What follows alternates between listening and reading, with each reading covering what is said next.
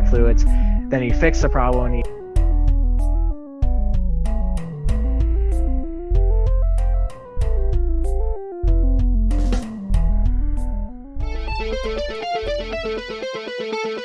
Oh my god, dude. Damn. yeah, we just kind of wrote next to the schedule on his name, "Rest in peace," because we never saw him again after that. He was completely fired, 100%. And we're live. Hi, on everybody. The Heroes Era. Oh, hey. Just work stories, you know. Hope Normal everybody's stuff. doing well. We are, of course, playing a game of Dungeons and Dragons. And I will be your dungeon master, Ben. Tonight with me, I have Chris as Jules. I don't know what that was. He's Sorry. so cool. Look at him go. Man, So cool, so Crimbar. consider making that your thing. Super Creme Bar. Super Crimbar. And Bodhi as Red. Have you Red? been called that in game? I don't, like, once, maybe. I don't know. I was usually Reynold. Reynold. Yeah. You haven't Angry- you haven't introduced us to you as Red. I think Or I did when like- we first met, but I haven't really pushed for it to become a thing, so. Did you? I'm gonna be It's- moving around here for a second. Sorry, guys. No worries. We got Andrew, who is off this evening as the newly discovered Railgill. Wild magic man that is seemingly crazy and possibly flittering in and out of existence as we speak. Possibly. Possibly. A lot of stuff going on there. And over the weekend, Streamlabs updated, and my computer will no longer run it. So I switched everything over to OBS, and that's what we're using tonight. So, hopefully there's audio. Hopefully everything's working okay. But anyways, if it is working okay, I'd be surprised. So, but that aside, we are telling a story, and we do not yet know how it will go. The players, the dungeon master, the dice, The dice. all of these will have a hand in how the game unfolds. This is the Heroes Era. And last game, you guys kind of tidied up some things in town. Got a new mission of sorts from your newfound brother, Bartok. New directive. Yep. And it kind of aligns with what you're there to do on behalf of Therazessa somewhat. So Bartok has agreed to give you access to this magical source, which is a sacred temple to his people. And that is the reason Therazessa has commissioned your help. So, before that, Mikas was slain in combat. And hella so, dead. IP. Yeah. Gnarly Roasted. fireball. Roasted. And Bartok wants to lay Mikas to rest with his people in the elephant graveyard. And you all have kind of navigated the world of the undead to get here as well, destroying just I don't know, Spirits, shrieking Oh, yeah. ghosts of the dead that were evil. We had a Yep. wild desert trip. It was a spirit journey, 100%. Spirit journey. We're all just on the ground spazzing out the entire time, and we Yeah. all collective hallucination. You know, We actually were all just still sitting around the campfire, just going, what's going on?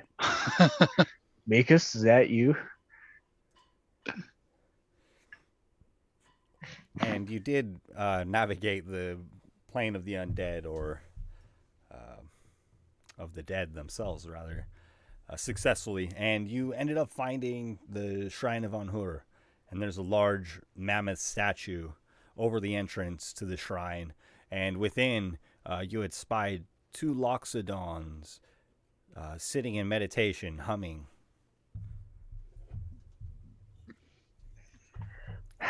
kind of where we left off last game.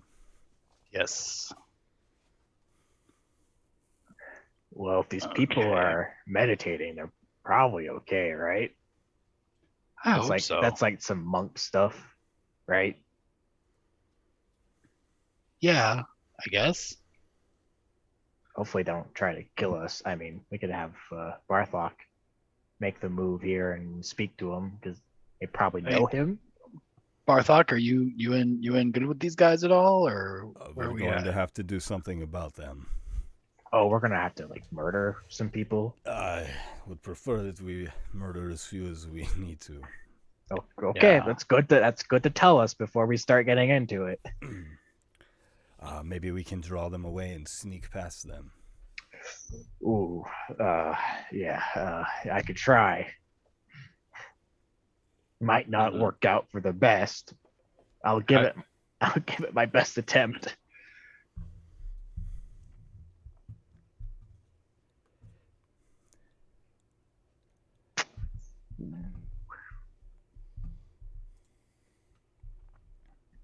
Oh wait, I'm wearing heavy armor. Actually, I tell you what. Hang on. I have an idea. Yeah. I could whisper to them in their minds. Try to see if I could lure them out some way. Talk them into You could like coming outside. Pretend to be like a spirit or like their god. It worked for me. As I'm just saying, Yeah, I guess I'd go for try to be their god. I mean, they're meditating, so maybe if they like think that they're like getting through, It's like, oh, you finally reached me. Yes. You are worthy of 3 boons if you go over there for like 10 minutes. For like 10 minutes, yeah, exactly. And maybe the reincarnation of Mikas can hide deeper in the woods to lure them further away. Oh, I'm sure that he can draw them. He can be a good distraction. That sounds great. And he is speaking of Railgill. Railgill seems like the type of fellow that could tell stories for eons about his experiences. All right, so then I will use my thing. What's it called? Psychic connection. Psychic whispers. And I am going to use it to... Hang on, I just got to double check something real quick here.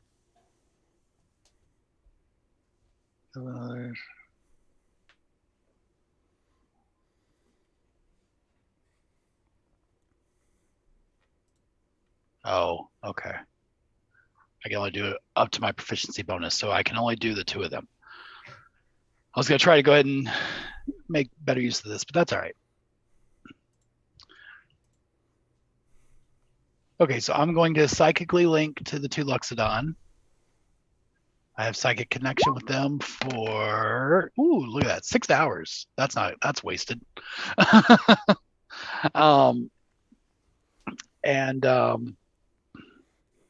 Okay, so before I talk to them, I guess maybe we should hide. We can try to do maybe just an ambush, knock them out, tie them up kind of gimmick.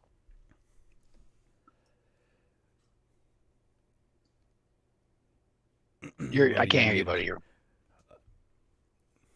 Sorry, I'm whispering really quietly. Yeah, Bartok, you gotta speak up a little bit. Sorry, more. I'm trying to be really still. Bartok, do you think if we take these guys out, it'll be bad later? Like, not kill, but like knock out. I think maybe we should instead have Railgill run far away and lead them. Okay, so no ambush. Railgill is not our brother. Yeah, you didn't really kill a dragon with us, but if they catch him, they will not kill him. Then I've got this. I'm gonna psychically call out to the Luxodon, and I'm gonna say, my most faithful of acolytes, You have served me well, and a powerful boon awaits you. There is a glistening dragonborn outside. He holds the key to the next step in your ascension. But he is quick, and you must give chase. Hurry now, before your time is up.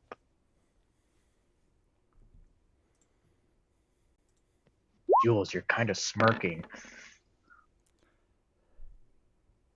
Do I need to do a deception check? Yeah, go ahead, please. Does he get advantage for whispering into their minds? No. Aw, I tried. It's all right. It's 14.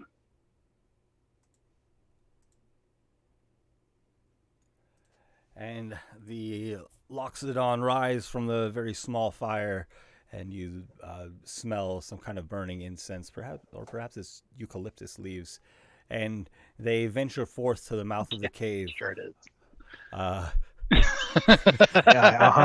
Looking Okay, out bad. into the Oh God, now I feel bad. They're like, what? Oh man, what the hell is going on? Oh my God. And Everybody in this jungle. Oh, I just freaked them way out. This is a bad day for them. That'll be a bad trip. there is Railgill, who has removed his armor and he sprints into the wooded hills. Yeah. Oh my God, they're as soon as I finish whispering into them, I just pat him on the shoulders because they couldn't hear any of what I said. So I just pat him on the shoulders and I'm like, "Hey, make a run for it. Good luck, buddy." And go and hide. And the Loxodon do give chase.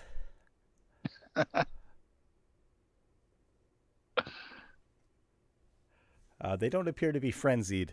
They're looking about carefully as they track this dragonborn, this mystic dragonborn that has disappeared into the jungle. Will you all make stealth checks for me, please, with advantage? Yes. Okay, that'll help.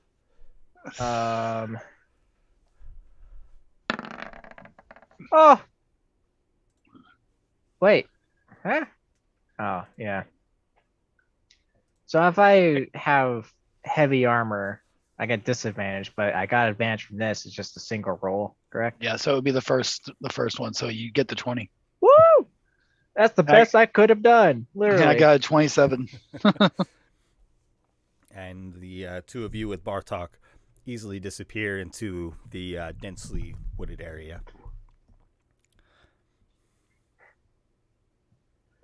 Whoosh. I'm not saying that we should mess with people a lot with, speaking in their minds, but that worked very well. Yeah. We should keep that bag of tricks in our pocket. I will mention, actually, I'm going to go ahead and, no, I'm not going to drop it. I'm going to keep the link up with them. I'm not going to call back out to them, but if they do attempt to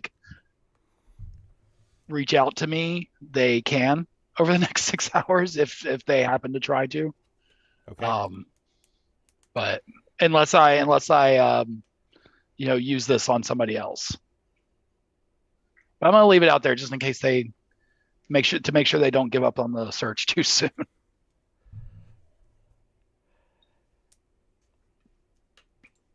Bartok says quickly, "Now's our chance." Yep, let's do it. Let's go. And you'll find yourselves near the bottom of this battle map, near the bottom center. There we go.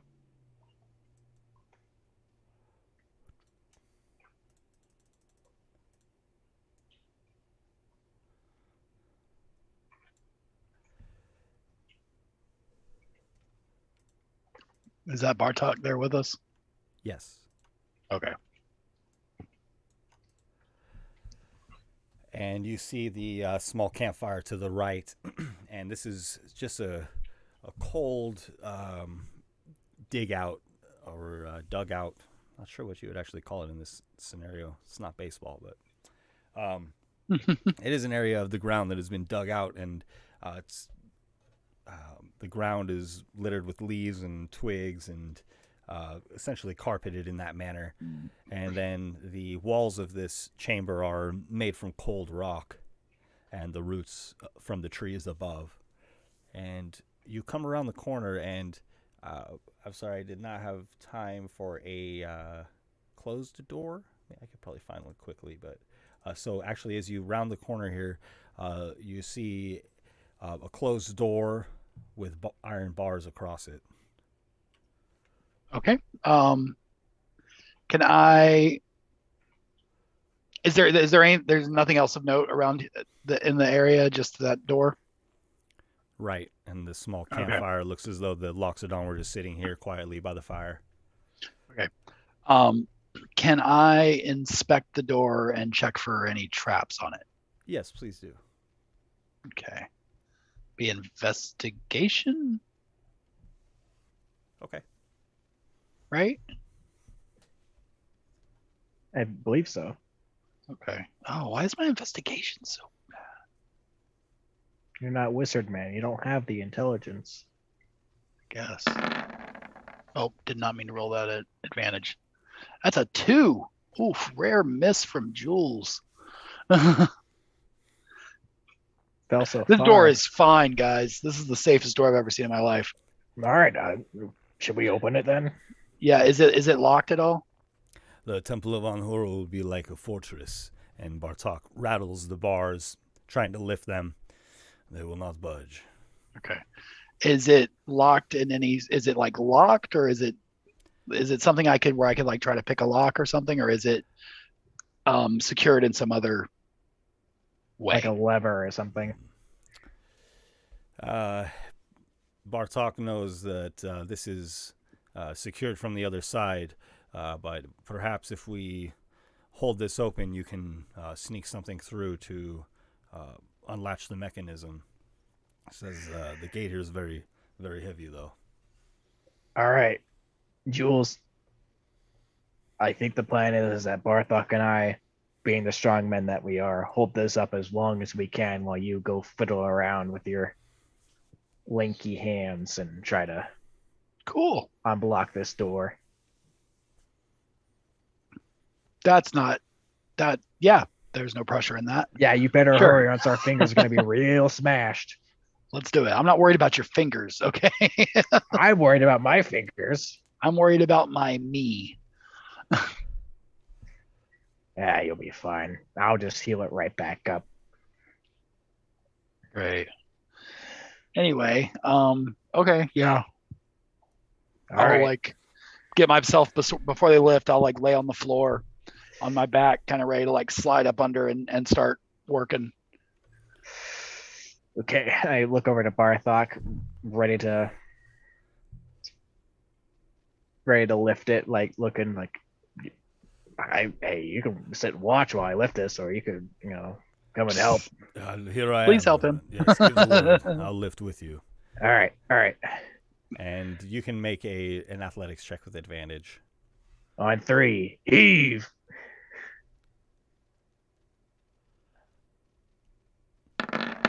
Oh, 11. Not the greatest. Bartok and Reynold struggle to lift this. Oh, it's heavy. They've not latched it properly, but it's really heavy. And they struggle. Jules, you have a moment to slip in, but you'll have to be very quick. Hurry, my hand. Okay, I'm going as quick as I can. Help. Oh, come on. 15. Will a 15 be enough? Because I have one more psychic die if I need to spend it. You can sense that the gate will come crashing down and break your tools if you do not do something else. Okay, then how about a dirty 20? And Jules, you're quick with your thieves' tools, and you struggle around within and unlatch something that allows the gate to lift about a foot. And Bart says, "That will be all now. Quickly under." All right. As I'm underneath there and I latch it, and because I imagine it makes like a sound and kind of jostles a little bit as it breaks, I'm gonna like latch it and it's gonna do that. I'm gonna go, ah! Oh, Hurry, Julie! I start kicking him with my foot to go through. Oh, sorry. Yeah. No, this is heavy. All right, Bartok, you next. Bartok scurries through quickly. All right, Yeah. all right. Hold And on. I'll help Bartok hold it up from on the other side. Reno kind of just crouches down because he's a dwarf. He just kind of like does the limbo real quick and gets underneath and I mean, I to the other side. I have a 10 strength, so when I say help, You mean just sit there and I mean watch? like I'm there in spirit. That's all right, Jules. Ooh, whew. And as you slide through, the door crashes behind you.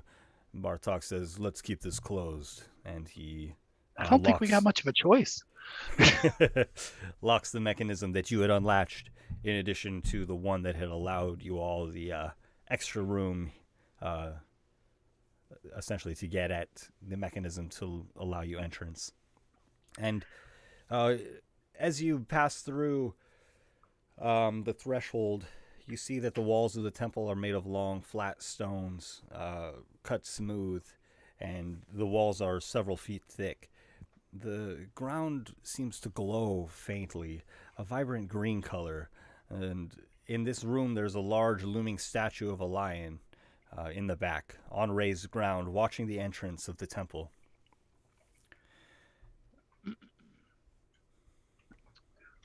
Well, I am suspicious of everything in here. I thought that was a given. I'm just gonna go ahead and say that. Bartok, you said this place is gonna be like a fortress, right? That's right. So we can't really trust anything. We should assume everything is trapped in some way. Yeah. There will be traps down these halls, that is for sure. Okay. And the humming resonates within this chamber. There is a corner of the chamber that has been smashed. You can see to the top right corner. And the walls are torn down and a chasm opened upon the floor. On the ground at the edge of the chasm is a skeleton, broken and crumpled on the floor. The armaments it must have possessed in its life scattered about it. A long sword, bronze bracers, and a bag of coins that's spilling onto the ground. The chasm hums a dissonant accompaniment to the ancient spirits. How much you want to bet that all that stuff is cursed? Cursed. Let's have a look a little bit closer, though, right? Yeah, we can check it out. Yeah, it wouldn't hurt to touch it, you know. Can I go? I don't want to directly touch anything just yet, but I do want to just kind of get a bit of a closer look. Okay. And as you approach, will you make a perception check, please? Yes. Now, perception, I am good at. Woo. That's a 21.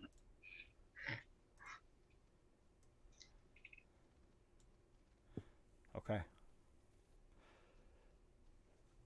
The sound seems to emanate from this chasm, some kind of humming and accompaniment to the humming that has persisted since you entered the woods.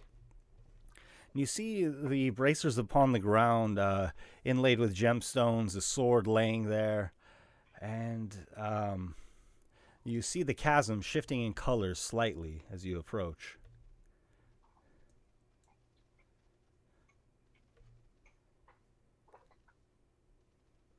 As there's something that sound is definitely coming from this chasm, and there's something going on down there. I don't know.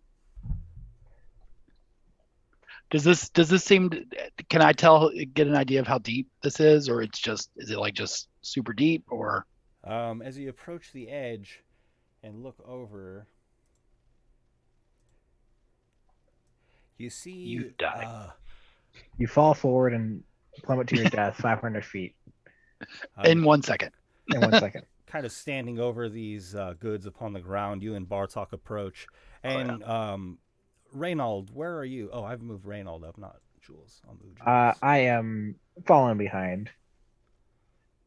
Sticking close, making sure if I have to pull someone back from being pulled into the darkness, I'm ready to do so.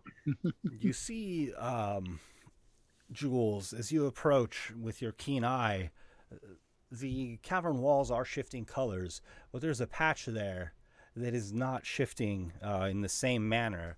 And you see a vague outline or form shift, and the section of the wall peels away and begins to move over you very swiftly. Everybody, please roll initiative, and you can have advantage on initiative.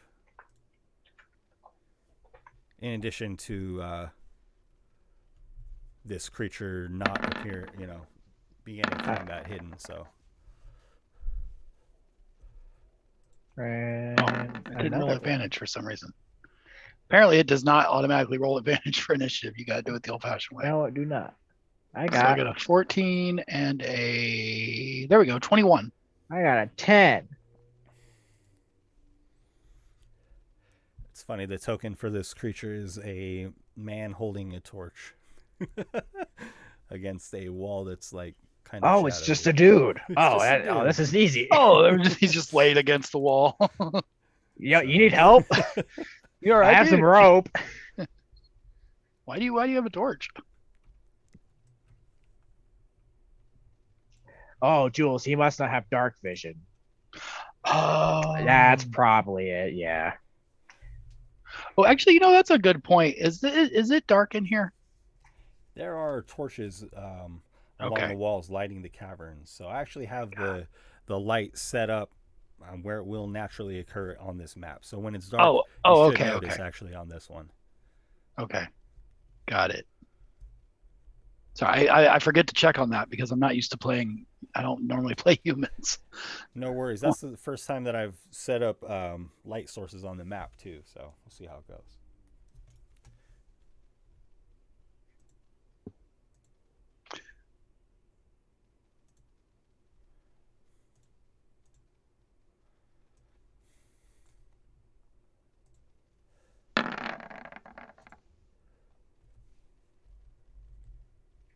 Okay, and we'll start with the 21 with Jules. Okay, so whatever this is that was on the wall has like peeled off and is on me? Yes, it looks like a large portion of the wall, almost like a manta ray or something of that sort. Yikes, okay.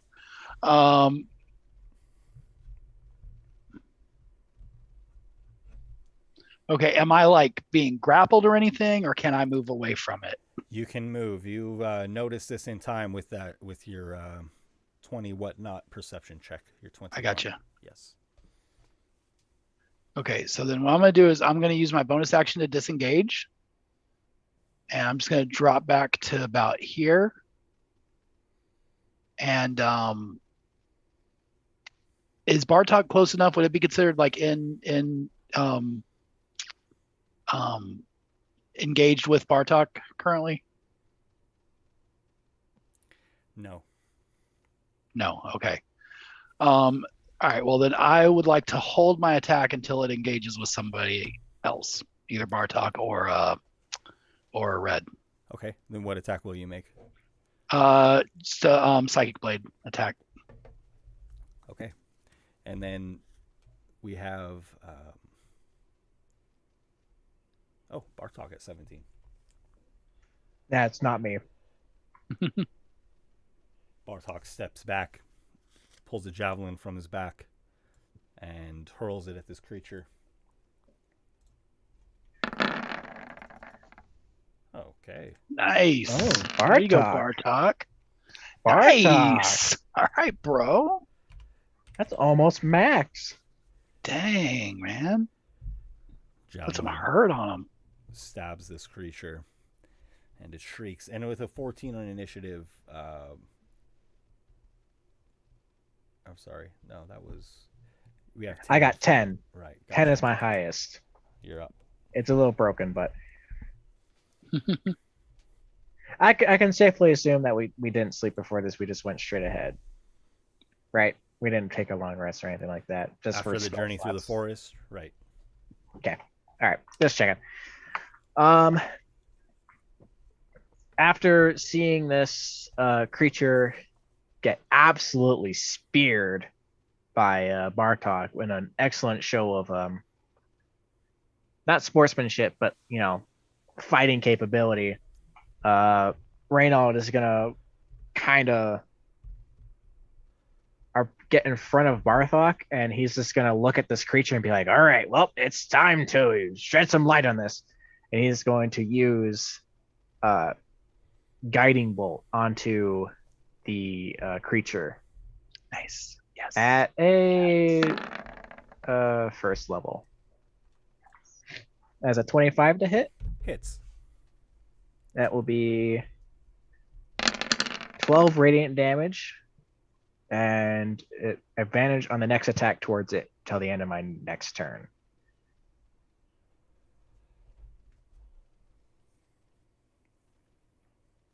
I gotta go use a spell slot.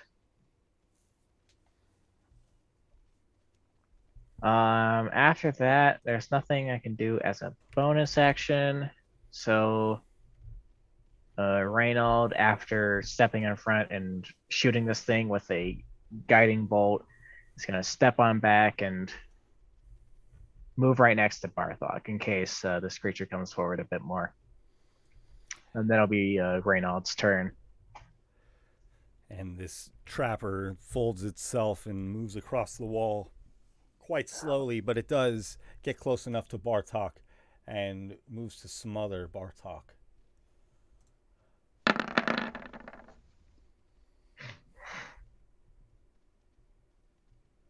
Oh. Okay. Bartok moves away easily, avoiding this creature. It's engaged with Bartok, so can I take my held action now? My held attack? Yes, please. With advantage, okay. And I'm gonna have advantage on it now. Yeah.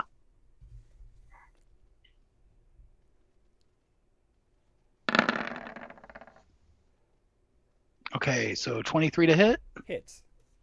Okay, with sneak attack, that's gonna be not great. 7 psychic damage, 4 for sneak attack. So 11 total.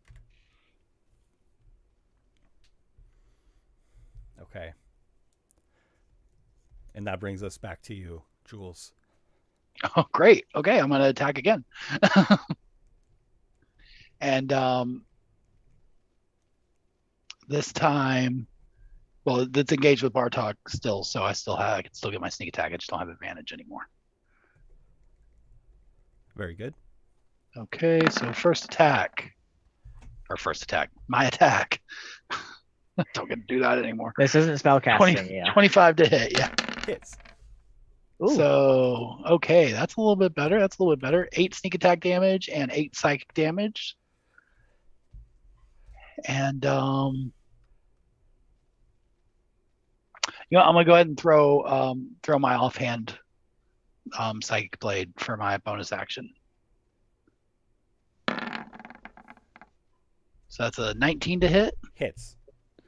Take the sneak attack off. Only get that once per round, so that one's going to be 7 psychic damage.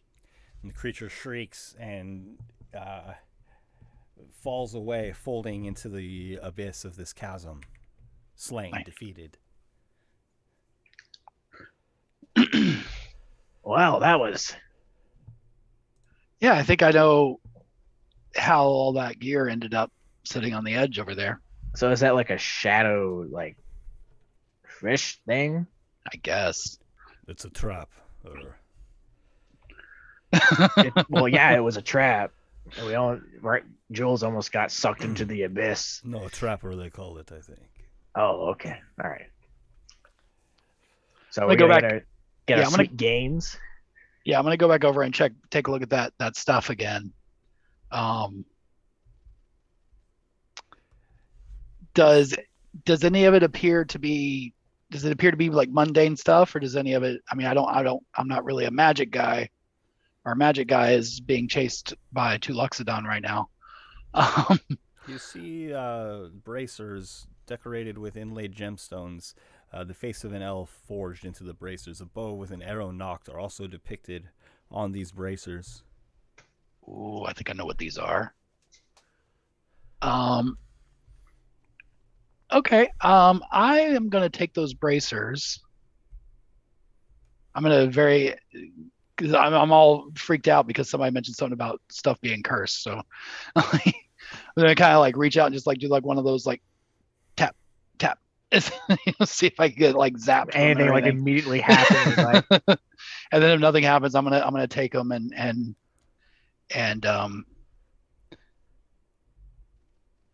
yeah, I'm gonna look at the other guys. Just like, I'm gonna hold on to these. If that's, are you guys cool with that? Is that weird? Is that weird that I'm just picking up some dead guy stuff? I don't know what the hell those are. I couldn't tell you. You know, I mean, they got some cool gems on them and stuff. There's like like an arrow notched into it over here, and that's kind of cool. I don't really use a bow. I I'm mean, not maybe enough like a for myself. crossbow. Yeah, I mean, I've got my short bow, but I really do more of the my fancy blades. But I mean, it's kind of, it's like an arrow of the mind.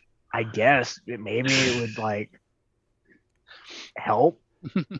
Anyway, I'm gonna try these bracers on and see how they look. Do they look good on the outfit? Do they match? Do they feel good? Oh, yeah, they're stylish, and you also feel as though if you were to wield a bow, you'd be able to hit a much smaller target than before. Strike more precisely, and while wearing these, you'll do 2 additional damage. So these are bracers of archery. Nice. That's what I thought they were. The gems are a bit, gaudy, but is it too much, you think? We could just put some like bandages around it and it, cover them up. It'll be okay. Well, I mean, let's we'll get the vibe for it. We could slap some sap on there to cover them if you don't want to cover the whole thing. I don't like flashy stuff myself, so it's just personal preference. I mean, you're Mr. Fancy, man. You got all the cool, elegant stuff, so maybe it's right up your alley. I wouldn't go that far, but we'll hold on to them. All right, you hold on. So what else was here? There was a sword and a little pouch of gold. Yeah, 47 gold pieces worth of gold and silver.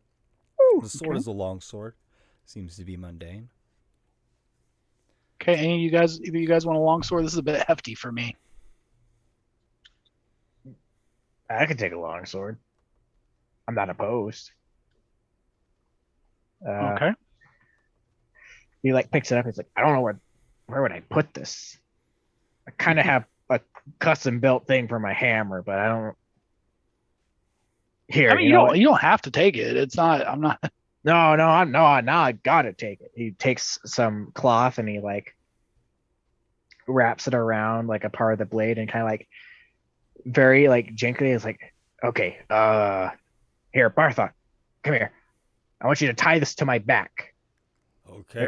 There's some chains you can tie the cloth around. You just like tie it off in there. Hopefully the sword doesn't cut itself out of this cloth. I hope it doesn't just fall out. Able to move as well with this. I can't move as well anyway. It doesn't really change much. He ties it off. That should hold, I guess. Now. All right. Okay.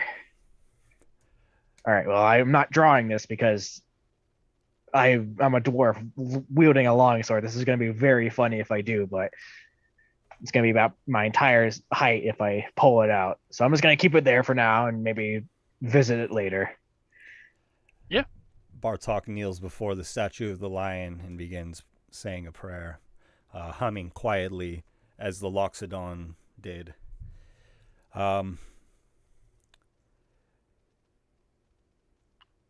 He says, as he comes out of his reverie of sorts, we must lock this door behind us all the way so that none can get through until our business is done. And he strides forward to the lions, and from their eye sockets, he plucks 2 gemstones. And he approaches you, Reynold, and hands one to you. Here, we're going to need some luck. Oh, okay, yeah.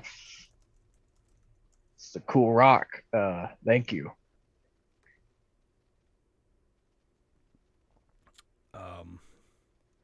I'll just take a moment and focus on this and think of the lion before you. Okay. And the lion inside of you. Kind of just like puts it to his forehead and like thinks back to, he like thinks like, lying in front of me, lying inside of me. And he's like, lying inside of me. And he thinks back to all the violent moments he's had in the name of lesser creatures that didn't really have a good social standing in society. He's like, oh, there's a lion for all right. And he thinks in on the feelings that he's had of anger and rage of people being mistreated as he's focusing in on the cool stone he got. And as you attune to this stone, you will have +1 bonus to ability checks and saving throws. This is a stone of good luck. Woo! You got a luck stone. Nice. Woo! Those are the best. It's like, oh, I feel cool. What the hell's going on? What'd you give me? This is a cool stone. Hell yeah. Keep this on me. My brothers, these halls, they might be our death. Watch my footing and move quickly. Are you ready? Oh, no, but yeah, sure. Here we go. Let's do it. And Bartok moves to the left hallway. And you see him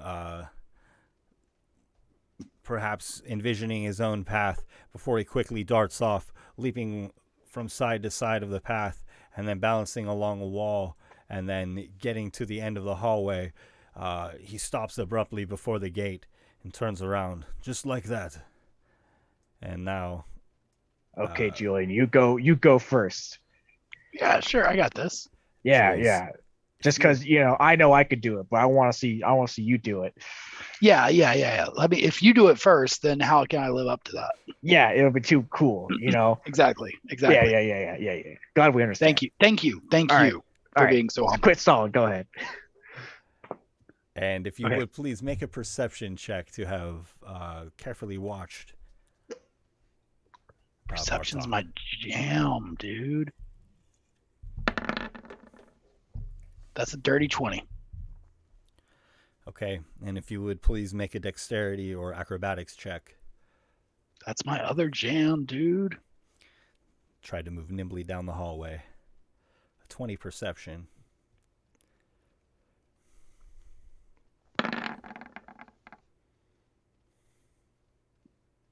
Ooh.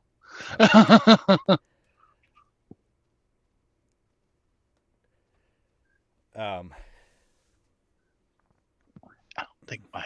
All right. Right now, I was thinking to himself, I was like, okay, Jules is going to nail this. I'm going to watch where he's going, and I'm going to go exactly where he goes. And, Jules, what is your passive insight? My passive insight is... Oh, shoot. Sorry, let me get back over to that. Where do you see your passive insight? It's just your insight bonus plus 10. Oh. Anything that's passive is just the bonus plus 10. Insight is just a 2, so 12.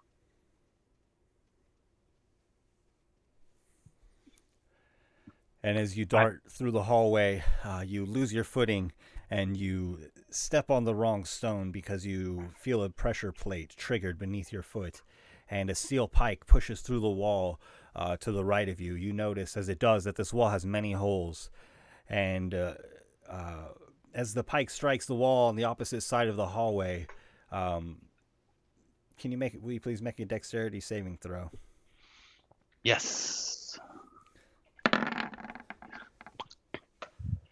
Oh, a 1 with a That's a a natural 1. Yep, I am the worst rogue ever right now. Jules got this. He's like, oh, that's a pike. Oh, Jules, no.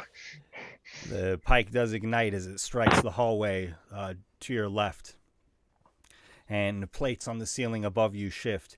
You struggle to put out this flame quickly. You sense that something will be falling and will ignite further, and indeed oil then drops from the ceiling. Wait, can I cast...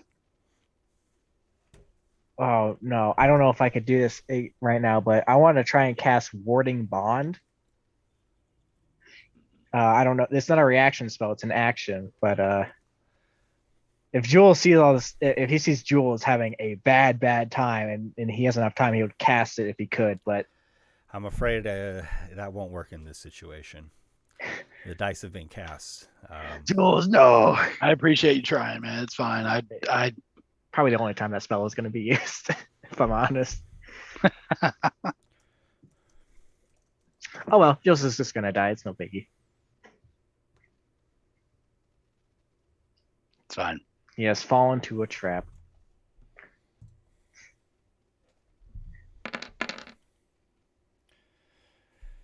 Oh, that's not too What are bad. you afraid of? Yeah, that's fine. What are you afraid of, Mr. 100-point fireball over here? Yeah, What do you yeah. think I'm going to do to you? Oil spills from the ceiling and ignites in flame, covering Jules and Bartok alike, and you'll both take 11 damage. Yeah. Ooh, Okay. ooh, that don't look good. And Also, we're Jules- level 4, so 11 still hurts. You'll be down the hallway now with Bartok. Oh, Okay. I want to welcome Nathan501. What's up, my friend? Thanks for joining us. Hey. I think everybody was worried about that damage, but okay. We do have one more. Nobody trusts you anymore. Reynald, it's upon you now to move through this hallway. Reynolds like, okay. One trap's already been triggered, so maybe I got a better chance here. And Hey, he's- Reynald, just to let you know, Yeah. I'm shouting down the hall. When I got hit by that, I noticed a whole bunch of holes in the wall for those things to pop out. So that definitely wasn't the only trap that was triggered, and there's definitely more of them. Oh, good. Okay, all right. Man But in you got the this, heavy suit of buddy. armor. Here we go. You got this. Limbers up real quick. Stretches and tries to think real hard about what both Jules and Bartok, like where they stepped, and it's gonna try and replicate it. Will you make an intelligence check for me, please? Intelligence check. Yes, just to try to revisualize the path that Jules and Bartok took. Oh, 19. Hey. That was better than I thought it would be. You're certain that you have the sequence of steps in mind, and This you is can how- attempt that with a dexterity or acrobatics check. All right, this has to. Sorry, it was here, there. 1, 2, 3. Whoops. It's a 5. Okay. God. And oh, I'm sorry. Acrobatics check. Oh, all right. Oh, no, you reroll. Oh, don't worry, it's not even Oh, better. Even worse. Oh no. Jesus. He's like, okay, I got off the right foot here. Whoa, I'm a little top heavy. And Oh unfortunately, no. your second step triggers another pressure plate, and you know what's going to happen as this pike slides out of the wall to your right and ignites quickly on the wall to your left. Will you please make a dexterity saving throw? Oh, Bahamut. Perfectly average.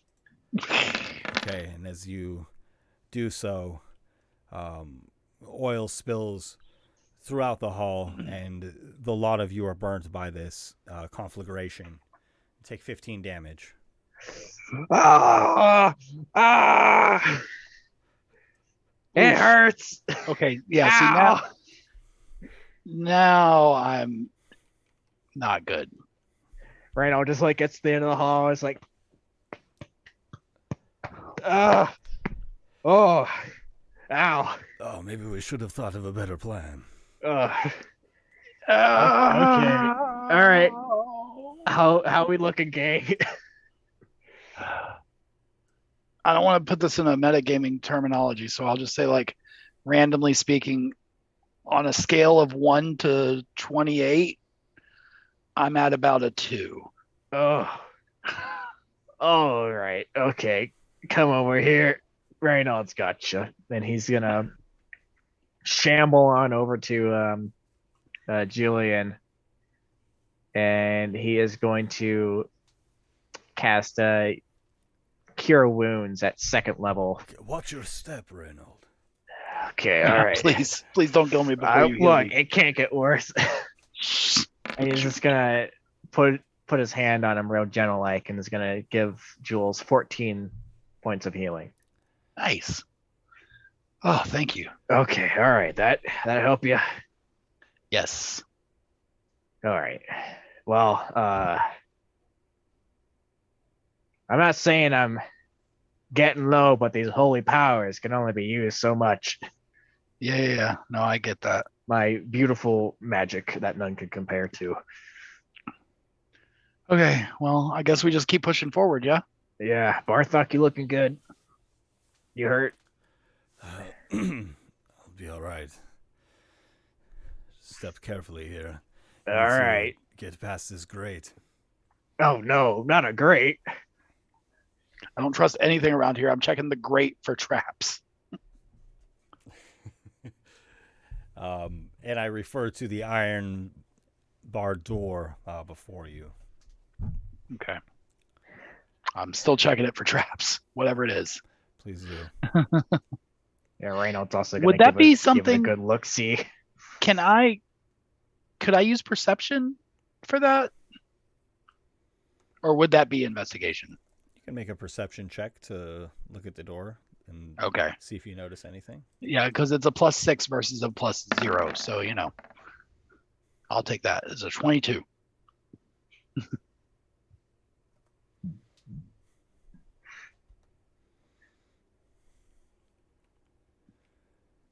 Indeed. Lifting this gate would result in pikes being driven outward, sharpened pikes. Now that you know where they'll be coming from, you could probably lift this gate and evade them. Okay. Okay, all right. Typically, if we are defending the shrine and they've made it this far, we let them through to kill them with our bare hands. Brutal. I love that energy. I'm not going to lie. But it appears like they were going to give us one more chance to die in the funhouse before we got to their bare hands. Because you see these holes right here, and I'll kind of point out to them where the spikes are at too, so that they know to, not be in the line of anything either. And then, is this another one? Is it locked the same way where we're going to have to lift it up and everything, or? A similar technique would lead to you being able to get through. Okay. Bartok doesn't know whether or not he'll be able to reach a mechanism on the other side. He says, typically he's not involved in the closing of these gates. I mean, I can lift it, and we could try again, of course. Yeah, we could try. You could peek over real quick and then go back out if it feels like we're gonna drop it. Do you think you could hold it, get it up high enough and hold it long enough that I could just shimmy over to the other side? And then I don't know if I can get it high enough, but I got this cool rock that could help. It's a cool rock, by the way, Jules. It's look at this. It's so round. Oh, that is an awesome rock. It's a cool rock, isn't it? that is a weird conversation to have right now. I know, but that is a cool rock. Bartok, this is a cool ass rock. Yes. Bartok's over it. Look, Bartok, this is an awesome rock. He sounds like an exasperated dad. It's a cool rock. Oh, it's a cool rock. I'm gonna take care of it. I'm gonna name it. I might need that back when we're done here. Oh no, my rock. All right, so so what do we need to do to get this door open? Bartok says a brief prayer and puts his hand upon your shoulder. Jules casts guidance. I don't have anything cool like that. I got blessed, but that doesn't really help in this, unless you have to, get out of the way of something really quickly. No, that's all right. It's not a competition. You keep me alive. You kept me alive, so you're still ahead. I guess so. My spells are way cooler. Anyway, so it's not a competition, guys. No, it definitely is. You guys have your cool magic. Look, I have a cooler rock than I you make- do, Bartok. I make Don't cool even blades get with up my to my mind. level. Okay, We're in all all seriousness, amazing. Okay, all right. We magic should is probably not get bad. Yeah. we should get through Okay. to the trapdoor. Yeah, let's get out of the death trap, and Yeah, then let's get out of the we'll fun start. house. We'll start our measuring contest here. Okay? Can we? All right, Bartok, go to the other side. Let's hold this door. Oh yes, and if you would please, a Heave. strength check, an athletics check. All right. With advantage, right? 'Cause- advantage. Yes, yeah. as Bartok helps. Despite how much he boasts, Reynald only has a +2 to his things. He's He-Man compared to. Oh, nice. All right, this rock is so cool. So I can take my sweet time with this one. Bartok, I think you could just let go at this point, man. This rock Bartok. is. As Reynold, as you just lift up on this iron door, it goes askew to the side and lodges. It doesn't live very far, but because of the angle, it leaves enough room for Jules to crawl through, and actually enough room for all three of you to crawl through one at a time. All right, great. Same deal as first. I'll go last, unless it's holding itself in the door. And once Bartok Can I gets just through- like? Well, never mind. We already went there. No, you can go ahead. No. It's fine. We're good. We're there. Okay, fine. I'll just hold the door here with my cool rock in my pocket. I'll let Bartok get through, and then I'll crawl through myself. Stand up and dust off the armor. I'm gonna... Jules, what should I name this rock? You look at Jules, who is also standing up from crawling out across there, and somehow he is still like incredibly clean and well polished. I don't know how you do that. Listen, I've seen you throw cool knives. Is a major priority for me. I take it seriously, be it in the most casual or most dire of circumstances. You're not going to mess any of this up. I know you don't have like a whole lot of, you have like some weird mind stuff going on here, but I don't think you have any like prestidigitation magic or anything like that, because otherwise you have to have that, right? I don't know how to explain this otherwise.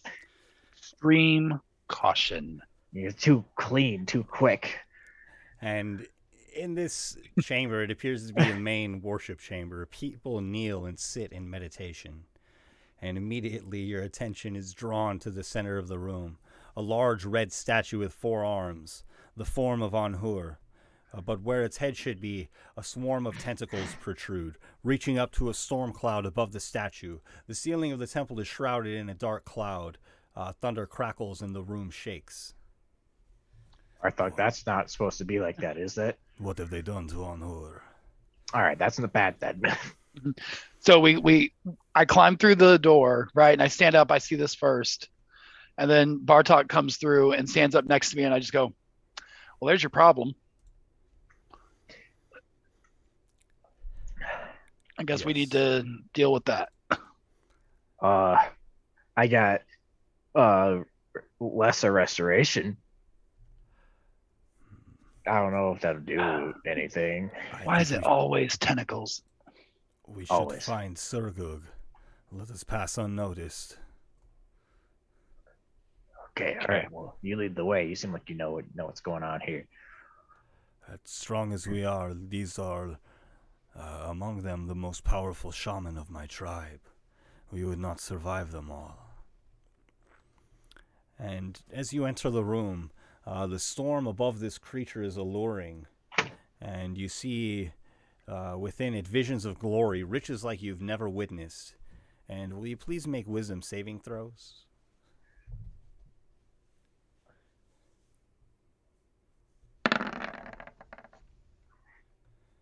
I got a 20. I got a 10. Reynald looks at these riches like, I am more than material goods. Jules looks and goes, I'm not. Jules, come on. Jules, you become entranced by this statue, by the storm, by the tentacles above it. The tentacles seem to be swaying and moving in the storm, and you begin to stride forward, nearing it. Jules? Shh, not now. This is... Are you seeing this? Yeah. It's just a bunch of tentacles. No, it's more than that. Since when are you philosophical? About 10 seconds ago. This thing casts a spell on him. Okay, Jules, how about you come back here? And, Yeah. I'll be right back. I just want to take a look at this. Jules? Oh, God. He's gone. He's right. Look at this. This is another blessing from Anhur. Yeah, I think this is a good thing, right? This is No, good. it's not. You know what's a good thing? This cool rock that Bartok gave me, not this. Nah, I don't care about your rock right now, man. I'm on this. Let us You join would them never in say meditation, that. Jules. Yeah, that's a good idea. Reynold thinks Jules would never say anything bad about my cool rock. Something's wrong with him. He's gonna go up and try to snap him out of his trance. Jules, snap out of it. And as you stride forward, you are among the people of Bartok's tribe, and you see them distinguished in different ways. Some of them wearing lots of jewelry made from natural stones or things from the land.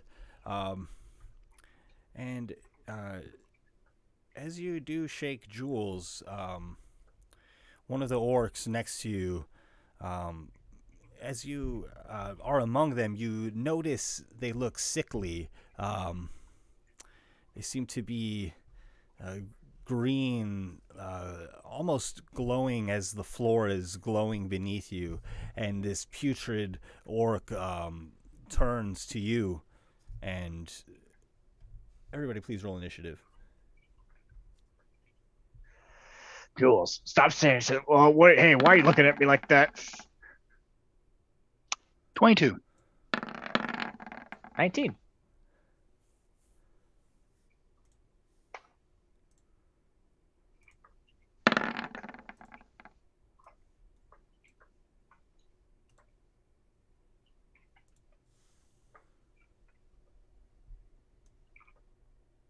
And Jules, as Reynold shakes you, you come free of whatever spell has been cast upon you here, long enough to recognize the threat at your side. And it is upon you to act first. Okay. So I'll get sort of shaken loose a little bit, and I'm just sort of, what? Oh God! And I'll immediately just sort of react and just take a swing like a fist. But as I swing, my psychic blade will form, and I'll just take a swipe with that.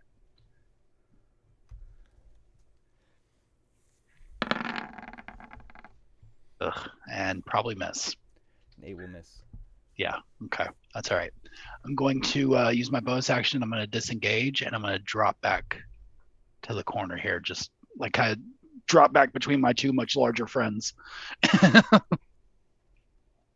Okay, and you use your bonus to disengage? Yes. And then, Reynold, you're up. Does it look like as if I would have to spend an action to shake Bartok free of the same spell, or if I would have to? Okay.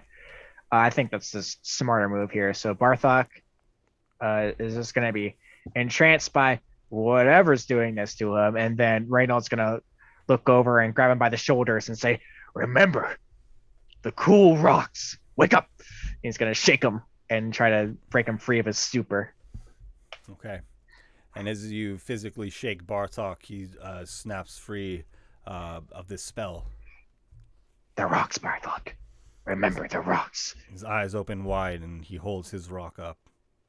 Yes, that's it, Bartok. Okay, now I'm going to sit here and not move away and take some damage. And that'll be Reynald's turn. He doesn't have a lot of bonus actions.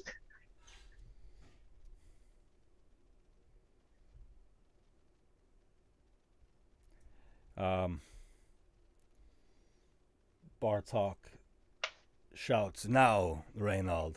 And you can use your reaction to make a melee attack against this creature. This is not an attack action. This is a reaction attack. Yes. Okay, just getting some wording right.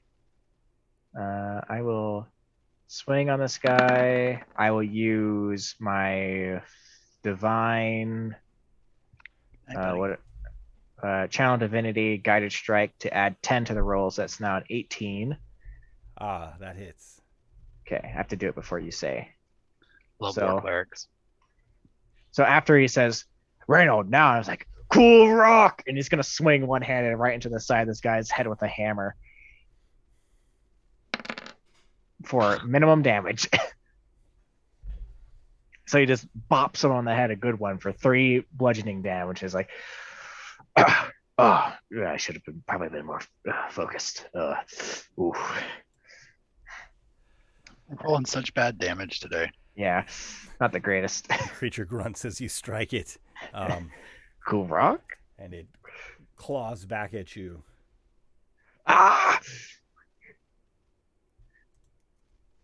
Unhand me, beast! Oh no.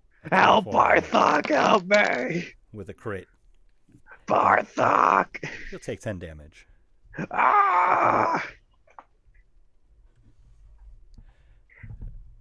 And as you are making quite a commotion, you see another one of these creatures begin to slowly turn, as if beginning to notice you. Bartok is trying to eat me. Quiet now, Reynald. I'm sorry. Want to stir them all. And Jules, that brings us to you.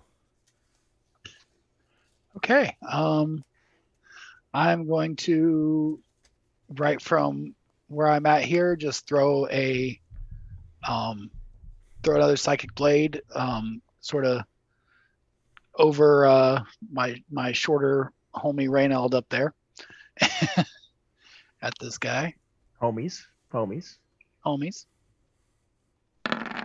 It's going to be a 19 to hit it. Hits. Okay. Put my sneak attack back on here. Ooh! Ooh! Ooh! That's 18 points of total. 8 sneak attack, 10 psychic damage. Very nice. That's very a nice hit. And then just to because it's not really, doesn't look like there's really anywhere for me to like hide or anything around here. So I'm gonna go ahead and just stay where I'm at, and I'm gonna use my bonus action and throw my offhand psychic blade.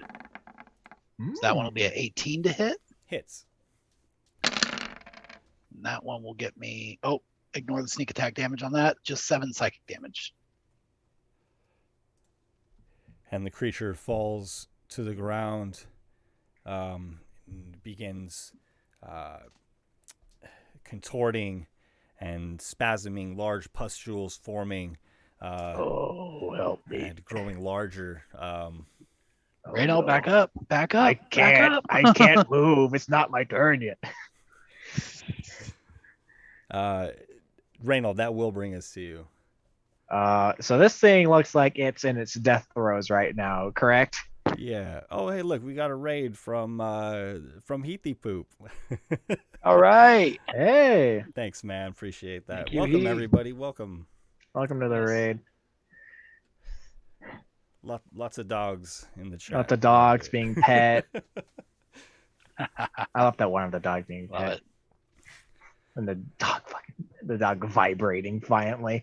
It's a bunch of dogs there because it's a bunch of Pippa fans that are over here now. All right. Excellent.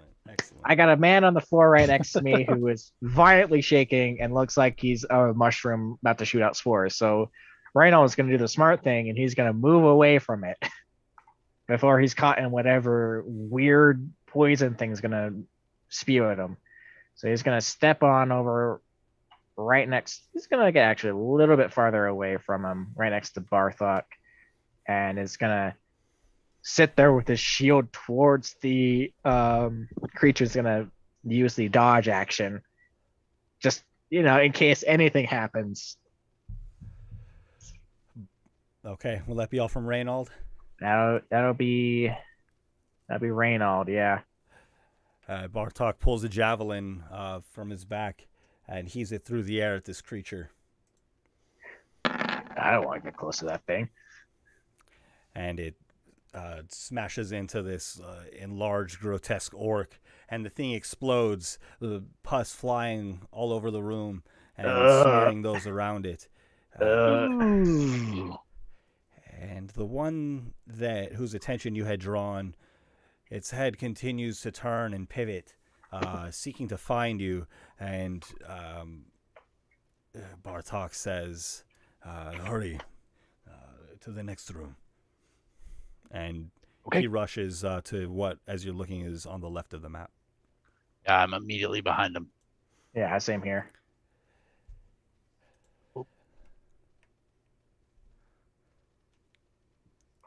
And as you continue, this next room of the temple seems to glow more vibrantly, the ground thrumming with the ancient mammoth's hummings. And this room seems to be reserved for contemplation and private meditation. There are small coveys with basic amenities in them. You can see pictured along the walls.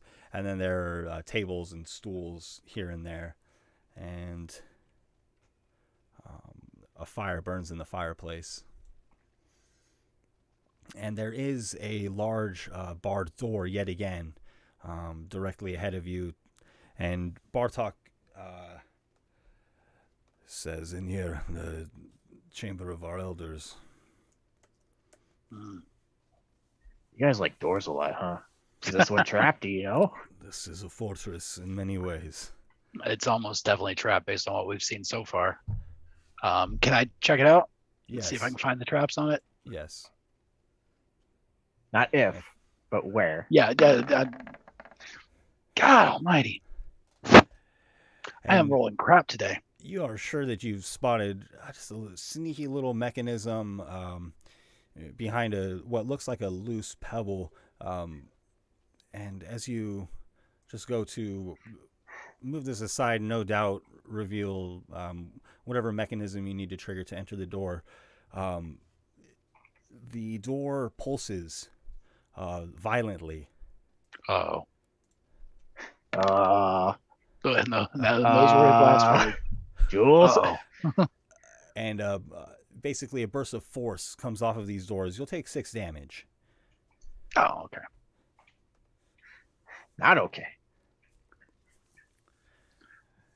I can dispel this magic, but it will take me some time, maybe 10 minutes. Oh no. Okay. Well, okay. we could sort of hang out, I guess. Keep a lookout for you for 10 minutes, I think. Yeah. It will require all of my focus. Don't let these creatures interrupt. Okay. Got it. This is about to be a fun time, isn't it, Jules? And Bartok begins to hum loudly and seems to go into a trance of sorts, calling upon his magical energies. Jules, how hurt are you? I'm about a third left. I have a third left. I'm 2/3 left. Okay. Good to know.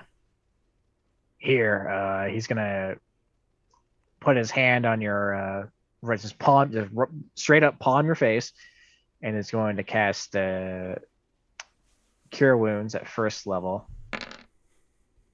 It's an extra 10 healing. Doubled my. Okay, all right. Ooh, oh man, yeah. I got one of those left, so don't make me use it, please. I'm trying really hard not to, man. I swear to God. You're getting hurt by doors of all things. Come on. Classic D&D style, man. No creature is quite as frightening as a door.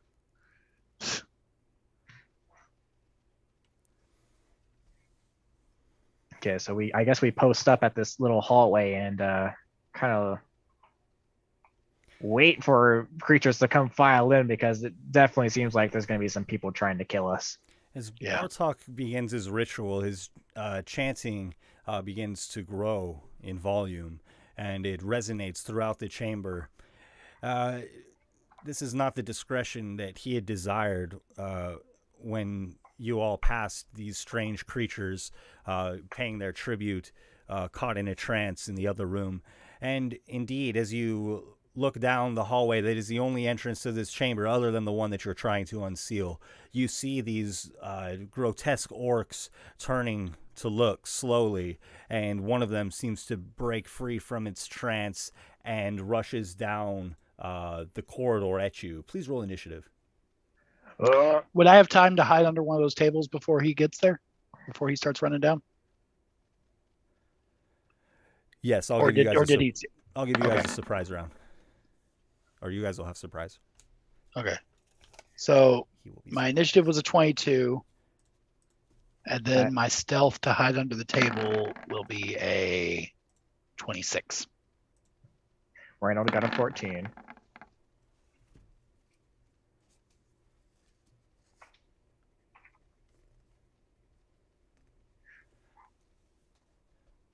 Okay, so then as part of your first turn, you can move to hide if you like, Jules. That's fine.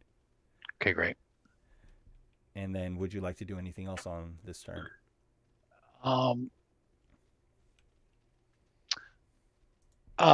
For now, I will just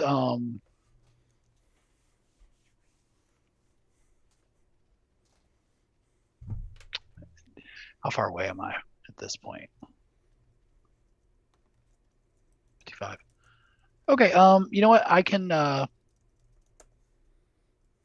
throw a blade at him while once I like sort of break line of sight and he can't see me. Which is gonna undo my hiding, but that's all right. Wasted. 13.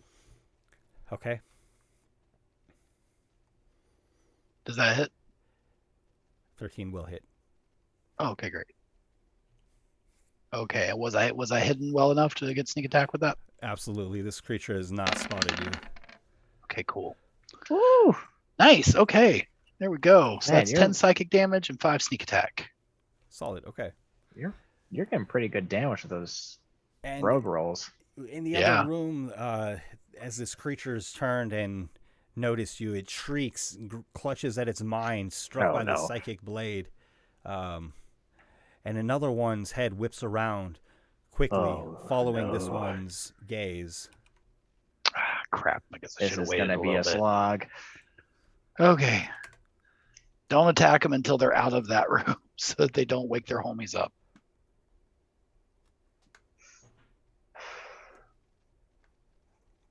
And this brings us to Reynold. Hook. Yeah, I feel like this is it's my last spell slot though, so it's a little risky, but it might help. Reynold's gonna cast Bless at 2nd level because that's the only spell slot he has left, and he's gonna do it on. Well, he's going to do it on all 3 of us. Yeah, all 3 of us. Everyone that's friendly to him in this room. And so now we all got a D4 to attacks and saving throws, because I figured that would be, important to have for the multiple attacks we're going to have to do. Yeah. I gotcha. After that happens, Reynold has no bonus actions that are, that don't cost spell slots. So he's just going to kind of sit there and walk back a little bit and get close to actually he's gonna stand up, get a little bit right in front of Bartok. So he paces around the room a little bit trying to find the best place to be, and he's gonna finally settle in front of Bartok with his shield and hammer out ready. These orcs seem compelled by some unnatural speed. They dart swiftly down the hallway and are suddenly in front of you, clawing at you, Reynold. Ah! I got 18 AC. An 8 and a 19. A 19 will hit. Get off of me. You'll take 8 damage. All right.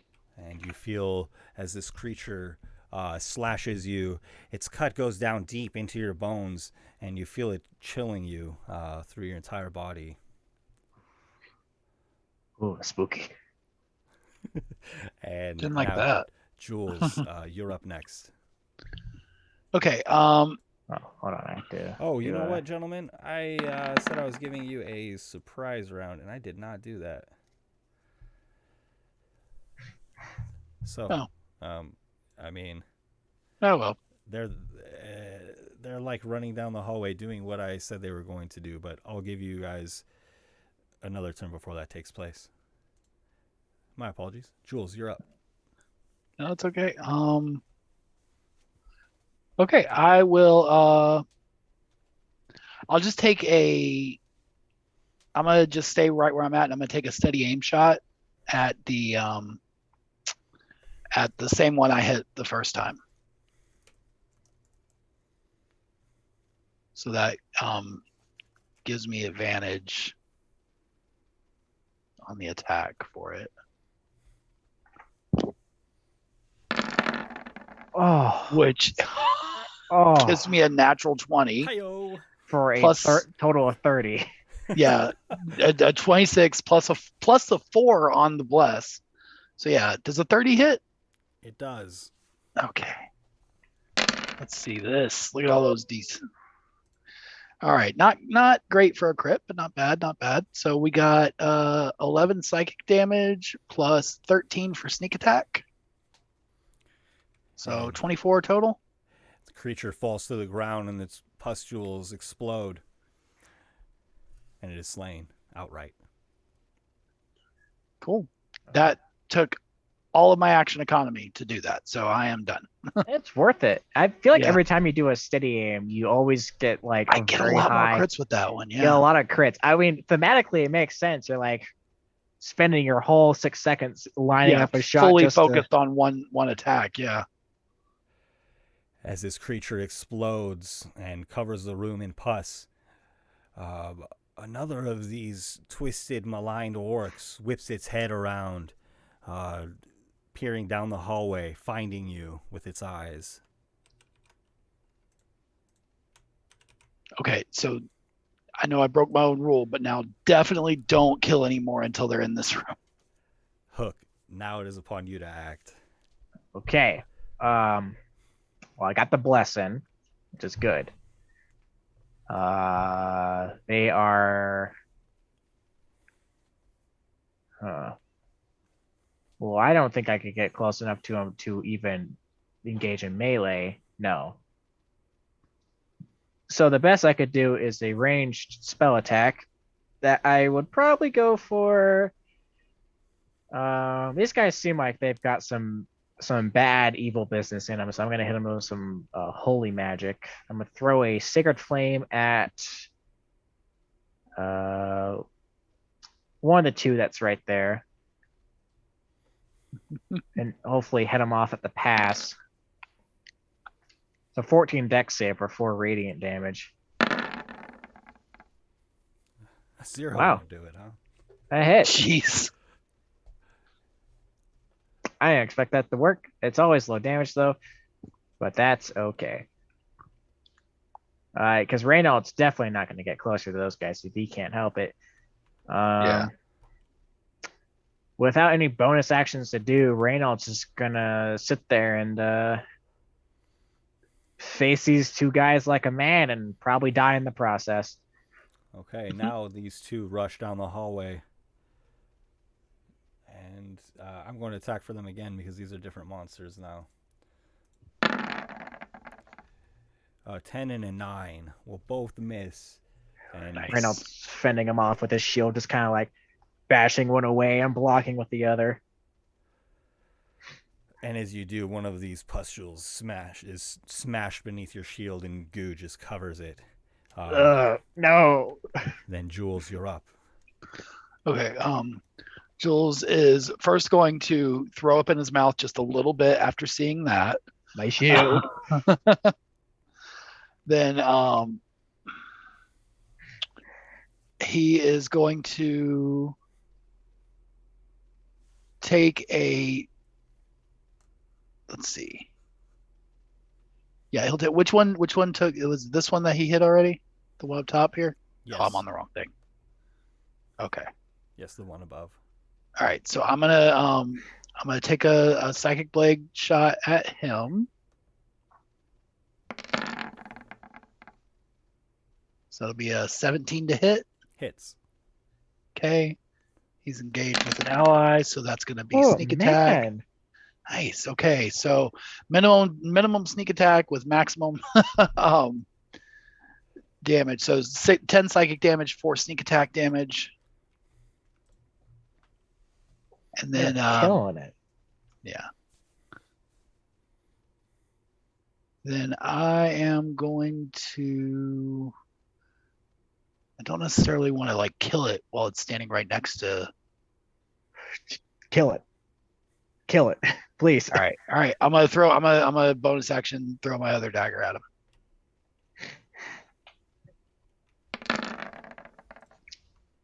So 26, that should hit. That'll hit. Take out my sneak attack. Man, 8 psychic damage. how are you consistently getting I max have damage on no these? idea what's happening right now. It's correcting because the first fight I was rolling 1s and 2s the whole time. Will that be all from Jules? Jules is just going to use his movement to just going to kind of move around to this side over here. I can't hide because I've already used my action and everything, so I'm just going to kind of like, I'm just trying to put some barriers between me and them, basically. Okay.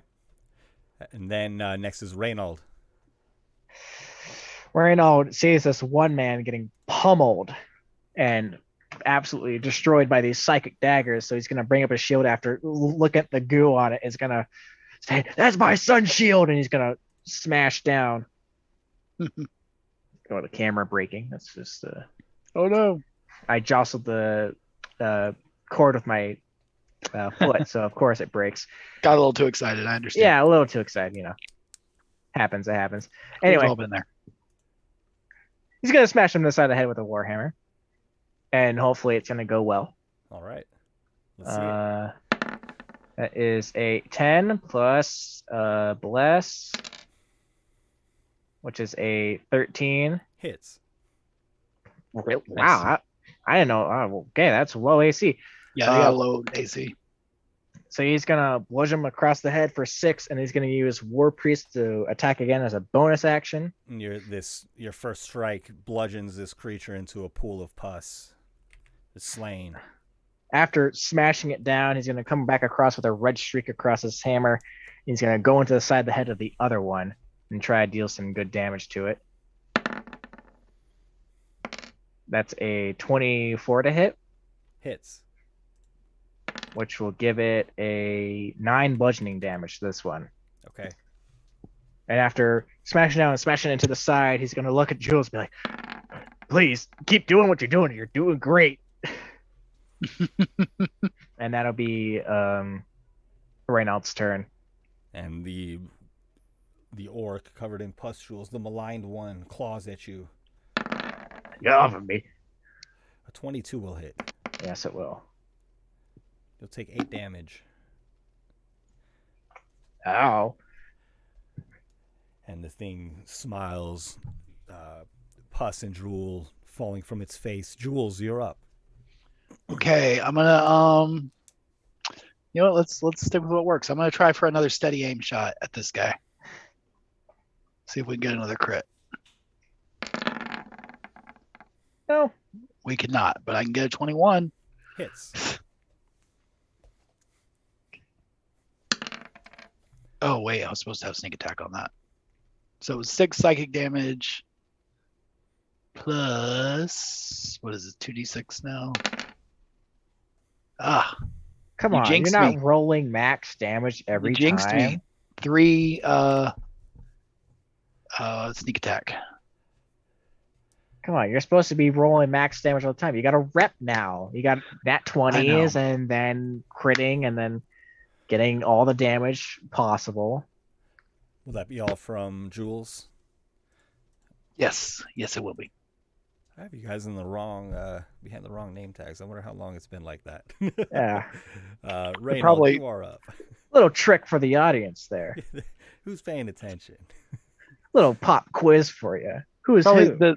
they always get all bounced around and messed up whenever any of us comes off a camera. So it probably was when Bodie was Oh Yeah.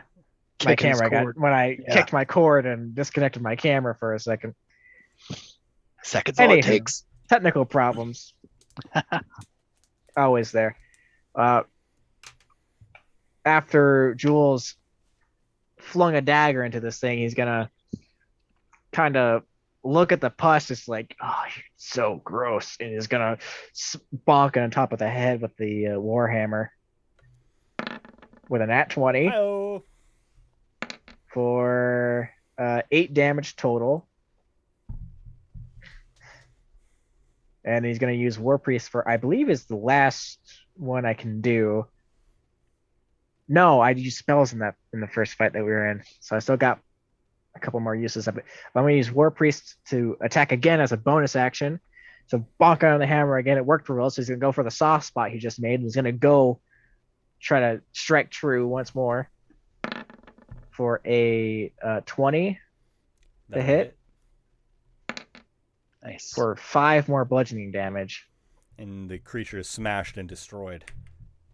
After that creature goes down, Reynolds going to move away to try and not get caught in that weird pus explosion that's going to happen. And the creature does explode. And will you please make a dexterity saving throw? I wasn't far enough of running away from it. Do I need to make one as well, or just? The table is providing plenty of cover for you. Yeah, you're far enough away. So is Bartok. Ooh. So he's running out from the explosion and kind of tries to like jump and roll for a table. Like, yeah, I got a 7. Ow, no. You'll take 19 poison damage. And Yikes. I am down. No. He gets blasted from the back from the poison explosion and just kind of falls flat on his face. My rock. Okay. I'm gonna. Yeah, we're out of initiative, right? Yes. Okay. I'm gonna rush over to Reynold. I don't have any potions or anything. I'm gonna check his pockets real quick. Do you have any potions or anything on you? Maybe I might have one.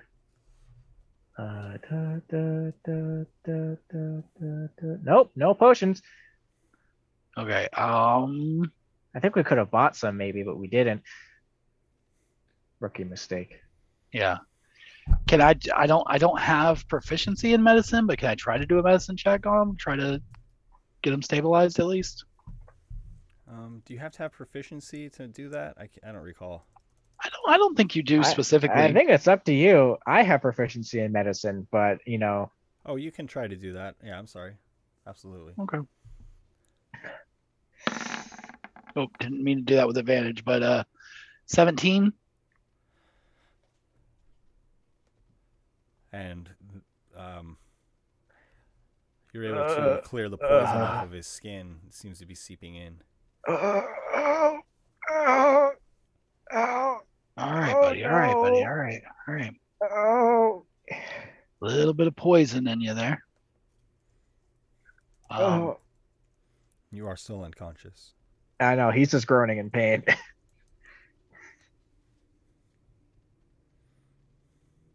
Night. Bartok's chanting continues. Jules, you see in the other room, their ritual continues as well. And the storm coalescing above this statue of Anhor that has been changed, now headless with tentacles where the head should be, and thunder and lightning cackles from the storm.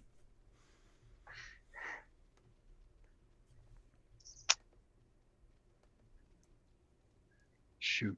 Okay. My Bartok, cool rock. Bartok's still working on his ritual. Yes, he continues to chant and hum. Okay. I don't have any way to get you back up.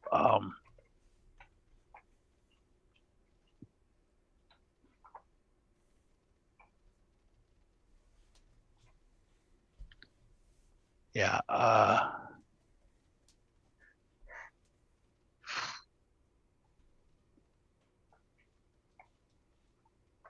I guess I just sit there and wait for Bartok to finish. I don't know. I can't do anything.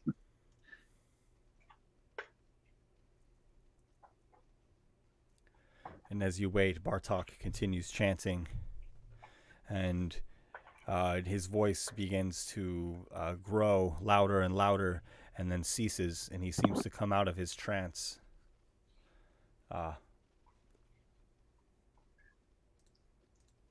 Bartok, you got potions. Do you have any potions? Bartok kneels beside Reynald and begins saying a prayer quickly. My rock. And My he'll cast cool as hell rock. Cure Wounds on you. My rock. Oh, it's happened. He'll cast at first level. You'll gain 7 hit points. Oh. Ow. Hey, there he is. Okay. Reynald kind of like is laying on the ground, just props himself up and it's like, oh, I totally made that jump. Looks back at the pus everywhere. It's like, yep, totally. Yep, nailed it. My brothers, I don't know what is going to be on the other side of this door. But if you don't want to follow me, I will understand. No, you can't. You can't call us brothers and then expect us to not follow you into battle. Come on now. Yeah, Reynald takes his hammer and uses it as kind of like a walking stick to stand himself up, and he steadies himself on a table. He lets go for a second, gets steady, and gets his hammer. He's like, hey, I don't know if I'm going to die soon, but if I do, please give my lucky rock, my cool rock, to Julian, to Jules. I think he'll like it, right, Jules? Oh, I mean, yeah, but like that's not gonna be a problem. You're gonna hold on to it. It's I mean, I'll probably be holding it very tightly when I die, like with a death grip. You might have to pry my fingers off to go get it out of my hand, but anyway, it's a very cool rock. Sweet. I'm gonna use a bonus action real quick to gain back one of my psychic die. Okay. Because I am fully out. Okay, I'm ready. That's it for me. I don't know about you two, but I ain't got no spells left. Oh, your magic is tapped. Oh, fully out. If you go down, I could make sure you don't, bleed out, but I don't know if you're going to be awake for it either. Well, swing that warhammer again and see how it does.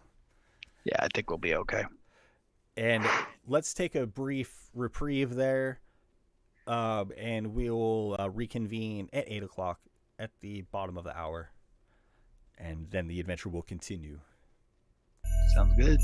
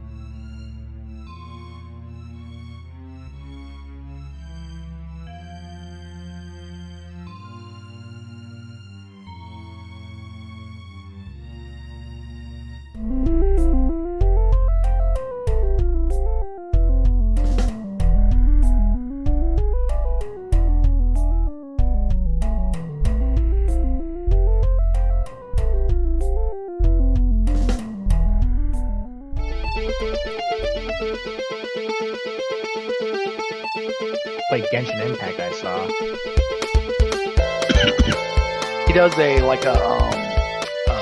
draft kind of deal where he does different like random subjects and people suggest different things, like just random like things, and then they do like a whole draft thing with it. I don't remember how it all works specifically. It's very it's kind of cool. It's entertaining. I thought everybody was TF2 fans, but then I think it was just Bodie. It was me and somebody else in the chat, Oh, and then okay, you okay. chimed in. I was like, what? Anyway, I was like, we're these back people live. We're probably back know live. TF2, so I just went ahead. Yeah, that's probably a safe. Thank you, everybody, for assumption. hanging out with us. Appreciate Yes. you all. And just before break, you had provided Bartok with enough time to remove the seal on this door. And now the plan is to venture forth. And die doing it. Reynold assumes to certain death. Oh, I'm totally gonna I'm gonna hit the ground, and that's gonna be it for me. What's that? Hope for the best, prepare for the worst. Here we are. I don't know how much I could prepare for the worst other than telling you to take my rock when I'm dead. The important thing here, though, is that our new friend is still running away in the woods. So no matter what happens in here, we cannot possibly technically have a TPK. Technically.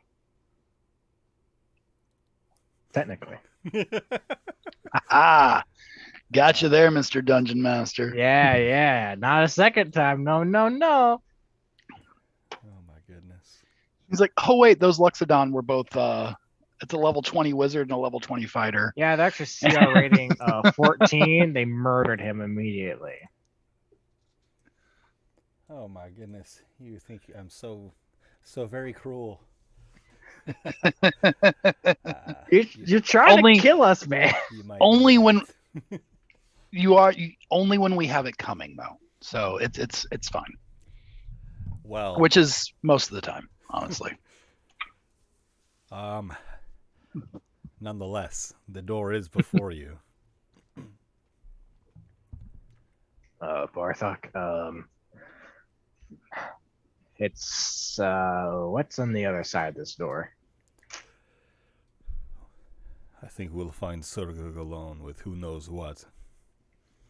Some abomination, I'm sure. Oh, yeah, I'm gonna die then. All right. I won't be asking any questions.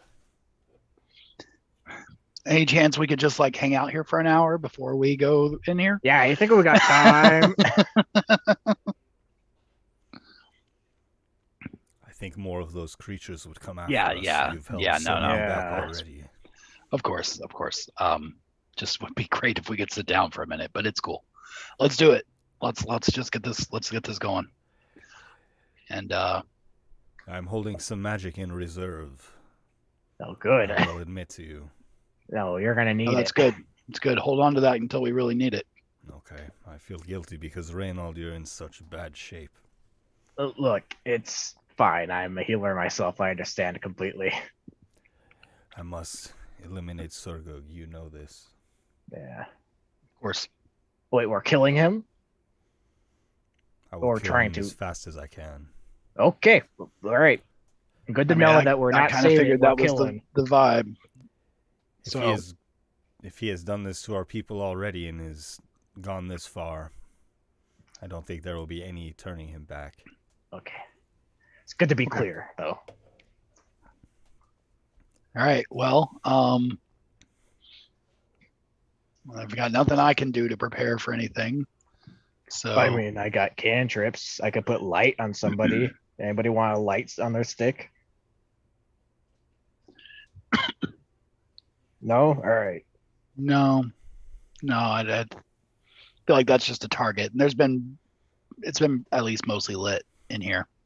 Okay. Hey, we've got those masks that we got from the party. We could disguise ourselves as one of those nasty looking. I totally forgot about those. I was like, oh, if I'm gonna die, I'm gonna die in style. This is how the fear spell is cast. God, that's the fear mask. Oh no. But no, what if you and I put on our mask, we disguise ourselves as one of these pussy orc guys, a couple of these pussy orc guys, and maybe we like escort oh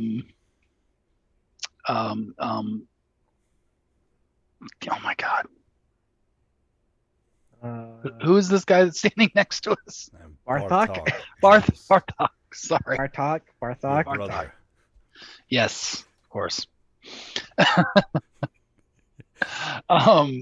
We like escort Bartok in there. Have you ever heard the old bar tale of Star Wars, where the great character of Chewbacca is led in handcuffs, but he's actually with it's that kind of game. Jules, what the hell are you talking about? Look, and I put the mask on and I disguise self to turn into one of those guys. You're not holding a thermal detonator, though. Or a crossbow. Now, in this form, I'm like, I can only do this once. So these are all great things to say now, guys. Let's go. So I'm already kind of committed to this. So I'm going to roll with it and see what happens. I think it's a great plan, Jules. Let's see what happens. Okay. So I'll go. Maybe I go in like a little bit ahead. Like I'll go in first so that it's not. At the very least, we'll have a moment where they go, "What?" You get into position. Yeah. So I'll lead the charge and I'll try to shamble along the way these abominations were. Though I'm not as quick as they are, I know. Okay. Freaky guys. And guess we'll go through the door. Yeah? Yeah. Here we go. I'm so scared. I can't go. So I'm sorry. So it's time to go then? Yeah, I think we're going. Yeah, we're going. Yeah, we're going. Okay. And you shove the doors open ahead of you, pulling Bartok with you. The room beyond is dark, but you see a form lurking therein.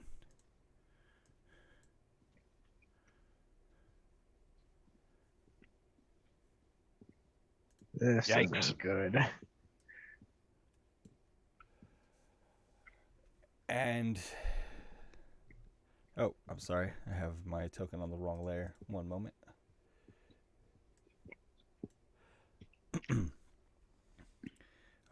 You see Surgug there, and he's surrounded by tentacles.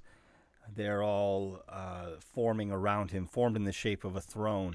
At first, Surgug appears seated, and then he is lifted into the air, and you can see the tentacles have impaled his back, and they come from his shoulders and torso, and he is moved swiftly around by a large, many-tentacled beast behind him, reaching up from the chasm.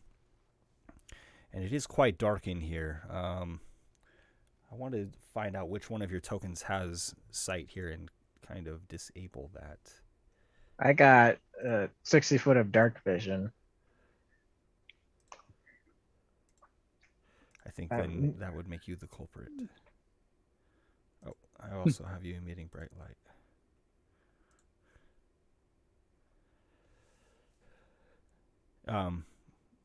I thought I had set these up, but then I think I frequently forget to save the changes I make.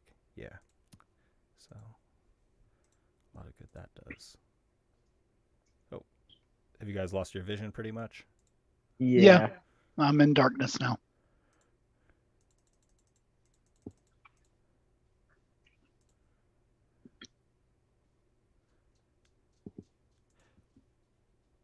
That's...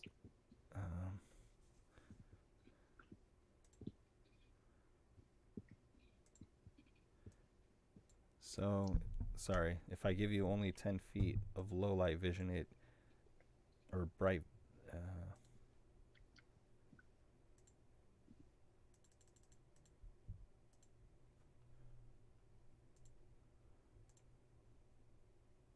Sorry, guys. I guess I don't want to waste too much time messing with that.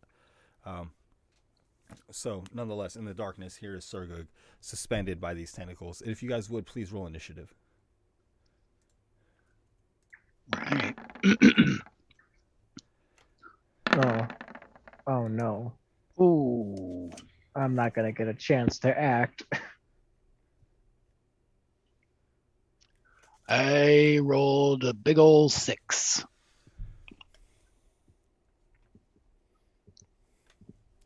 Oh no. Okay, a 3 and a 6 from my players. Bartok? Bartok Big Man? I hope so. Bartok Big Man Fast? Big fast man, go quick?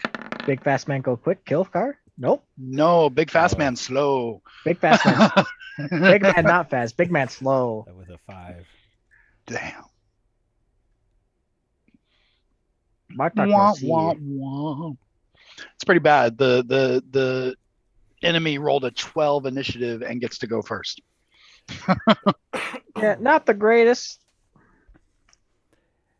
And Surgug's eyes are wild. His mouth is frothing. And tentacles thrust him forward. And in either hand, Surgug wields a scimitar. And he slashes out at you, Jules. So he didn't buy the disguise, I guess.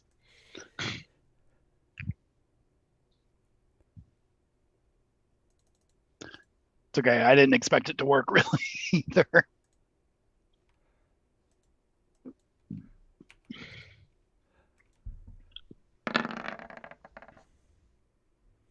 A 12 to hit. That will miss. And a 24. That will barely hit. Barely. Just barely.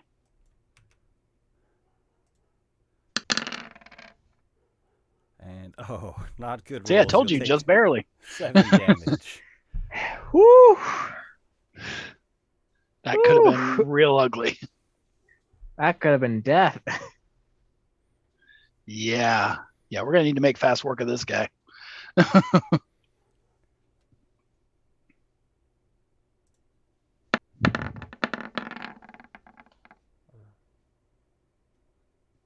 Is that on me too?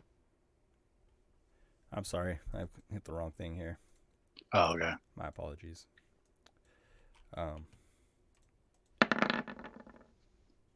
This is not good. Okay. So the 12 is a 23rd. You sense that as this creature acts before you have been able to, it strikes with exceptional precision. I'm sorry, there was an ability that I overlooked for a moment that takes place only on the first round of combat, so I want to make sure that I get that in. Okay. So that first one will hit. Okay. Oh, he's rolling it with advantage. I get you. Yes. Okay. Cool. For 12 damage. Haha, I am still standing. And Yeah, Jules, barely. that will bring us to you.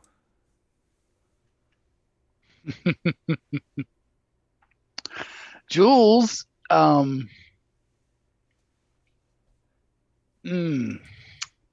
Jules is going to use a bonus action to disengage. Okay. Yeah. And he's going to take his 1 hit point and go. I'm very glad I healed you. Yeah, me too. So let's see how far I can get here. 15, 25. That's I'll get back to there. And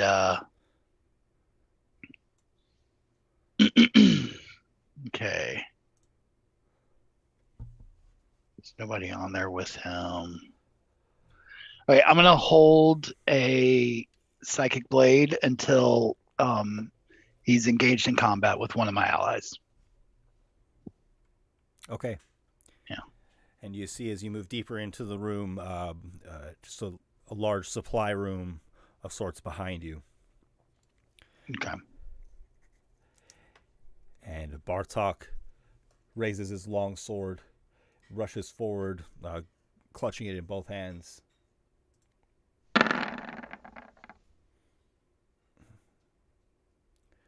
But nothing would be granting him advantage, right? From either of you? No, I Nothing ain't got nothing. The strike is errant as he charges Surgug. Surgug still being manipulated, impaled by these tentacles. And using but as Surgug is distracted by deflecting that attack, Jules will use that opportunity to get a sneak attack in and throw that held action. Okay. So, I forgot to take Bless off. Sorry. So, crap. It's only going to be, I also forgot to take Advantage off. I don't know what all I got going on here. I think you should probably roll again. Even with everything I had on there, I don't think it would have hit. Let me take off these. Sorry, I had everything situated from before. No worries. For an 8. Still misses, so it doesn't matter. Okay. That will have been Jules's held action. Well, yeah. And then we have Hook. Both you move attacks. Bartok up?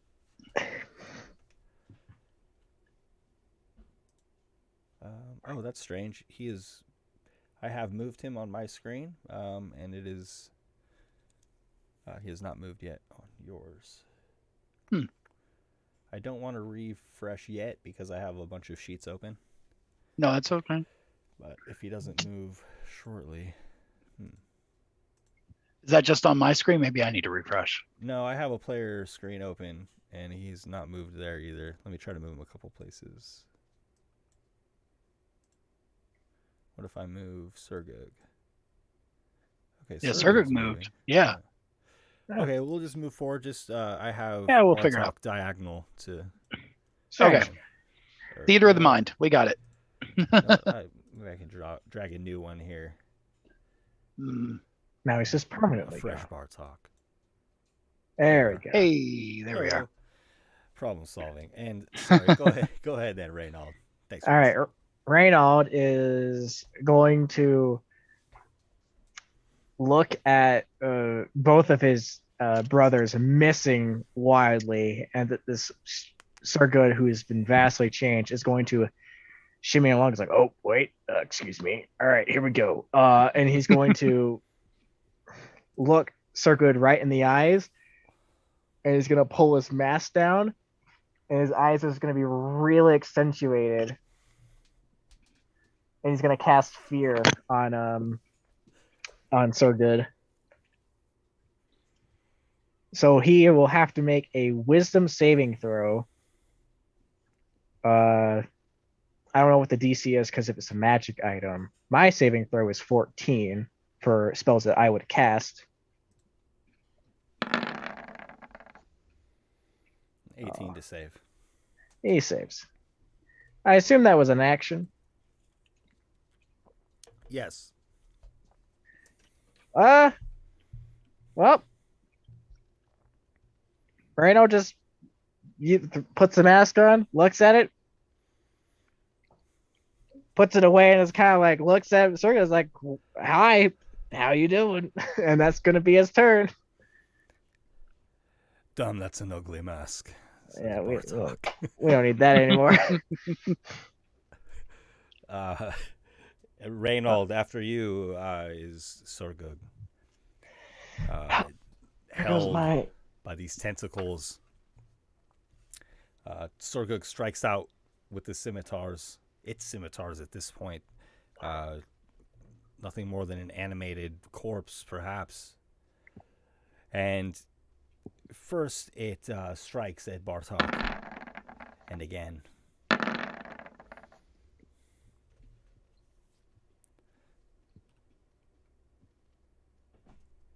Bartok dodges out of the way.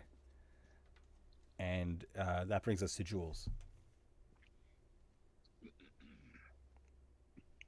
So you said it almost looks like Sergug is more animated corpse than actual like living person anymore. Yes, he's been impaled by these humongous tentacles that are suspending him, as well as protruding from his torso, shoulders, legs.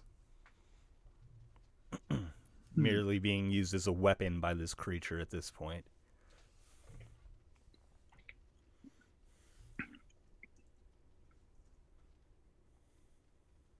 Okay. I'm going to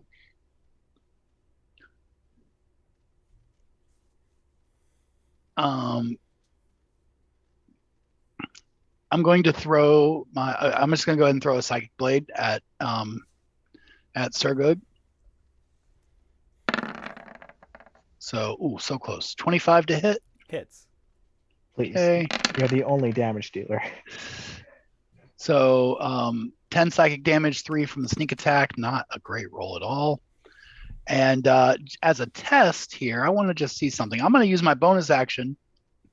I'm going to throw my offhand psychic blade at the tentacle, or at one of the tentacles that's coming off of him. So that'll be a 20, dirty 20. Okay. And now ignore the sneak attack. It's good sneak attack too. Dang. 7 psychic damage. And as you strike the tentacle, Sergug seems to contort the body that's being suspended, as though this damage, this affliction, is transferred into Sergug. Okay, so we're hurting him either way. All right. Okay, and then I want to use my movement. I'm just going to drop. I want to drop back into this space back here a little bit more.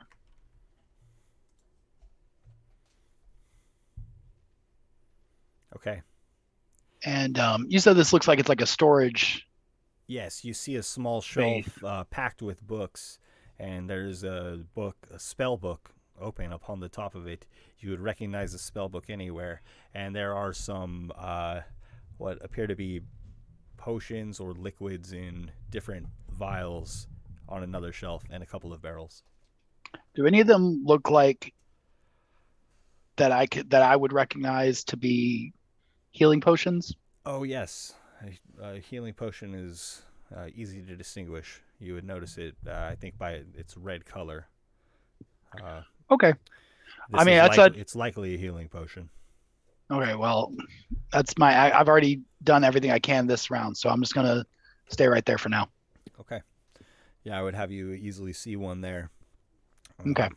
Up on the shelf. And Bartok lists his swords. You're a fool, brother. Oops. I'm sorry, wrong attack. Bartok's attack.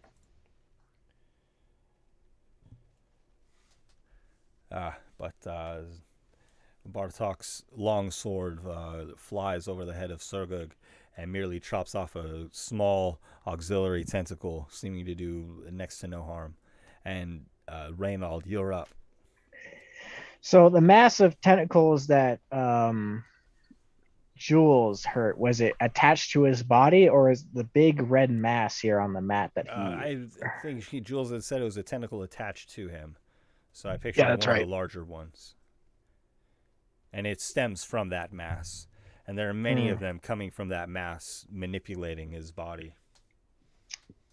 All right. I'm just trying to figure out if it would be a smart move to get away from this guy and start attacking the tentacles and hope I don't take damage. I can do ranged attacks as well, but they rely on saving throws and not just AC, which is good, but also bad at the same time.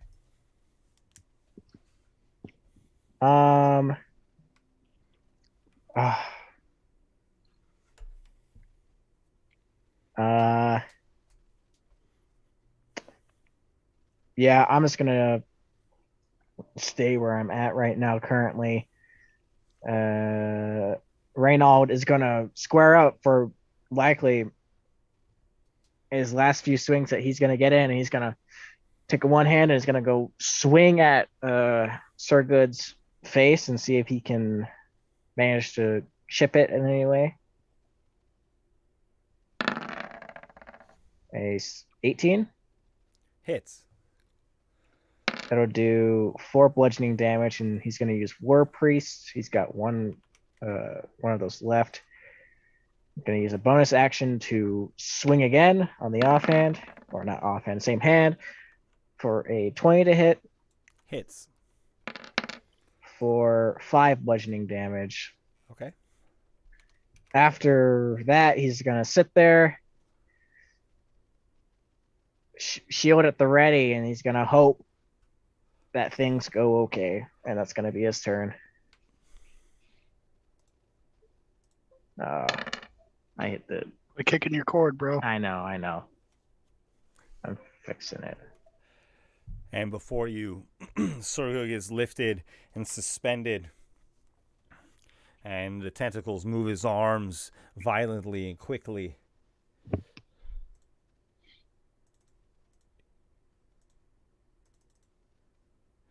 First striking at Reynold. Miss. 16. And then again. 25. Hit. I'll see y'all later. It's been a whale of the time. Yeah, I'm out. You take 14 damage. I go down to 0. Damn.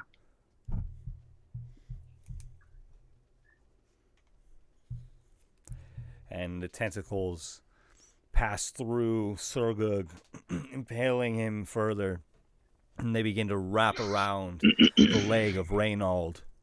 Jules, you're up. Shoot. Okay. I want to grab those the healing potions that I saw on the. How many healing potions can I just like grab real quick? You see 2. Okay, I'm gonna snag those 2. I'm going to. I think I'm gonna have to use my bonus action to dash to get, because I want to grab those, and then I'm gonna run down to right here to Reynold, and I'm gonna take one of those healing potions, and I'm gonna hope it's actually a healing potion. It's not much worse you can do to me at this point. Yeah, that's true. I mean, this is all we got, honestly. Mystery potions are always fun. I'm gonna pop the cork on the healing potion, and I'm gonna just pour it down his throat and see what happens. Okay. I gain a strength score of like 20. Yeah, posthumously. But I'm still down. I'm not. It doesn't give me any help whatsoever. Roll 2d4 plus 2.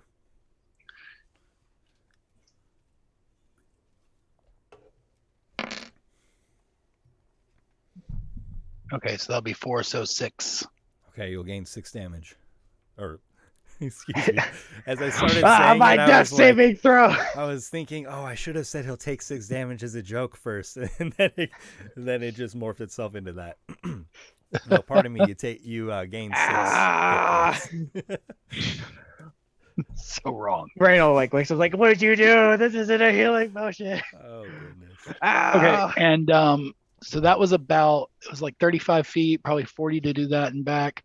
So I'll use my last 20 feet of movement to sort of back away as I can. And it's a full action for me to drink a potion too, right? It's not a bonus. Right. Yeah. And Okay. a full to dispense it. So you would be. Yeah. So I can't do both. So that's fine. I'll just hold on to the other one. And Okay. Hopefully it gave Reynold enough that he can at least like get out on harm's way for now. And Bartok, I'm sorry, and so that'll be all from Jules. Then Bartok will cast Cure Wounds.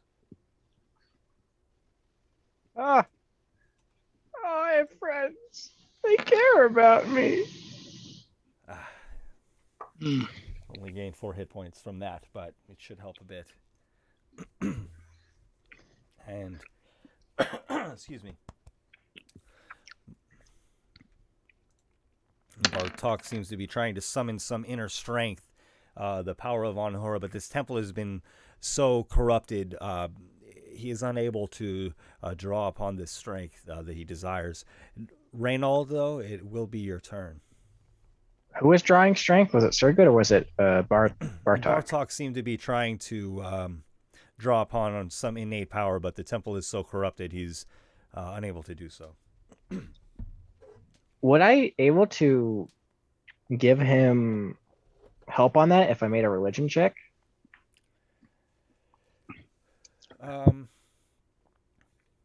Just as an option. I don't know if I will, but I like the concept, but I don't think it would work that way. all right. He does seem to be, trying to summon power directly from his god, but is unable to do so. Okay.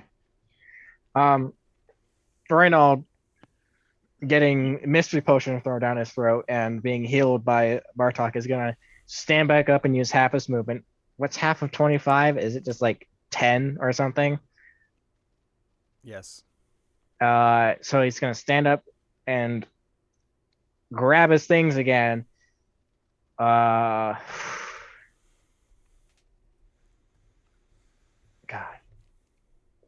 I want to stay in the melee, but I keep getting downed. I'm going to try to be at least a bit more tactical, and I'm going to use my action to disengage from combat, and then I'm going to use my 10 movement to get out of melee with Surgood. I don't have any bonus actions at all. Feels like a waste of a turn, but I got at least get some distance between me and him. Yeah, no.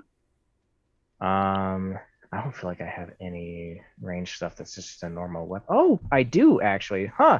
Interesting. And after after doing that and backing up and using his action, he's going to sit there and hopefully pray that he isn't going to get Surgood sick on him. And that's going to be Reynald's turn. Now I gotta think real hard too. Surgood is lifted into the air by the tentacles. Its arms animated by this. The tentacles are of many colors, and Surgood swings the scimitars mightily.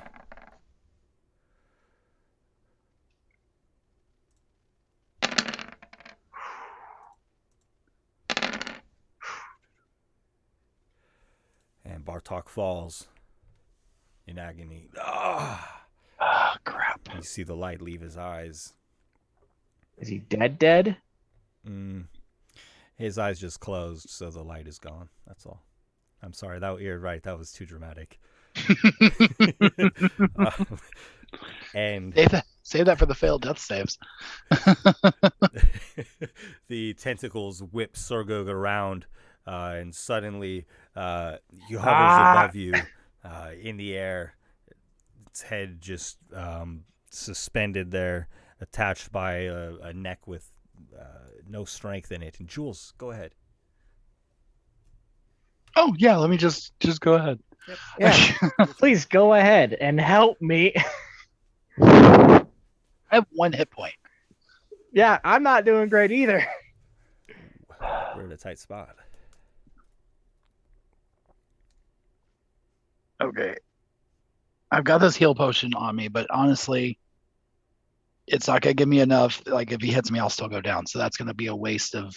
That's a revive potion there. Yeah, that's not worth that. So I'm not gonna bother with that right now. I will go ahead and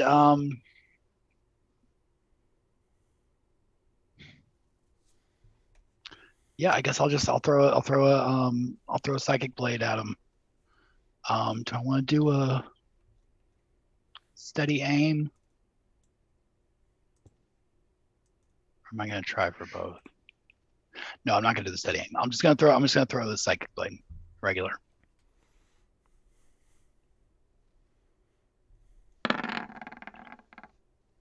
Oof. Does 14? 14 misses. Okay. Bonus action throw. Okay, but how about a 13? 13 will miss. Son of a. You're trying to get closer to 1. The closer you get to 1, the more you're able to hit somebody. Yeah.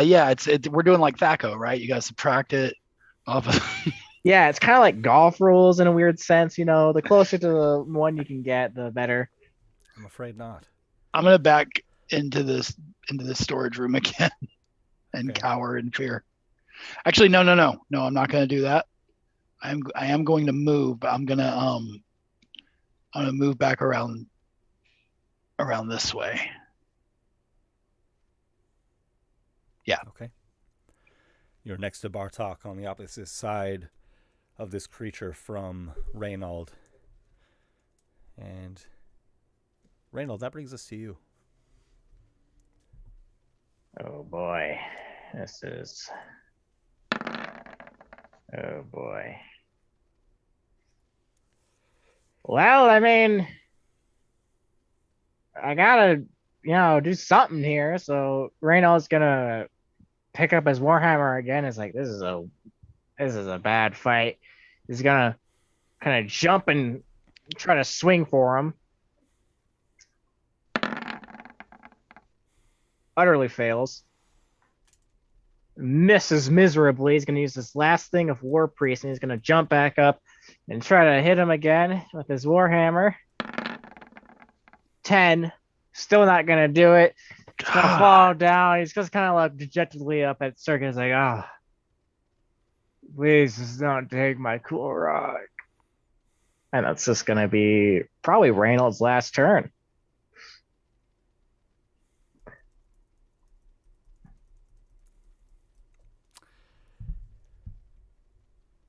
Surgug wields his scimitars against you, animated by the tentacles. Oh. 10 and a 19. Yeah, I ain't got no tricks. Oh, that's it. I'm down. Drops you to the ground.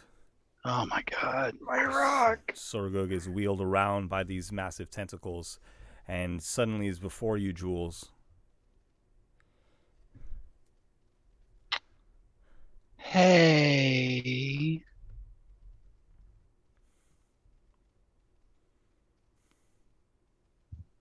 Is he out of attacks? I'm sorry. Yes, it's your turn. Okay. Real spooky like.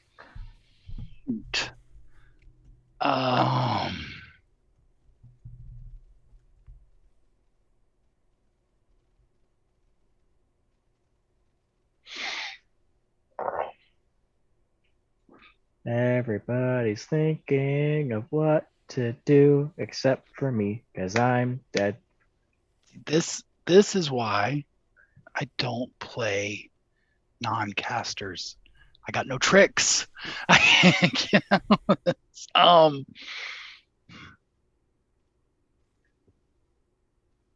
What's gonna happen?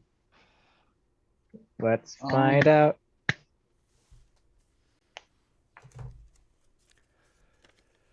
Bartok is downed. Reynold is downed. Surgug is here before you. There's a good chance I could. Well, it's not a good chance. It's a 50-50 chance I, roll okay on my death saves. We've done next to no damage against him so far, right? Like we barely hit him. You've done a fair amount of damage. Will you please just make an insight check, a free insight check? Sure. See if we can reveal anything here. Nope. Hey, Ben. Here's the insight. I'm screwed. Hey, cool. Ben. Your hints, they're not going to come to us. We can't roll enough of good for you to justify giving us hints. Well, you know that you can either strike Surgug or the tentacles.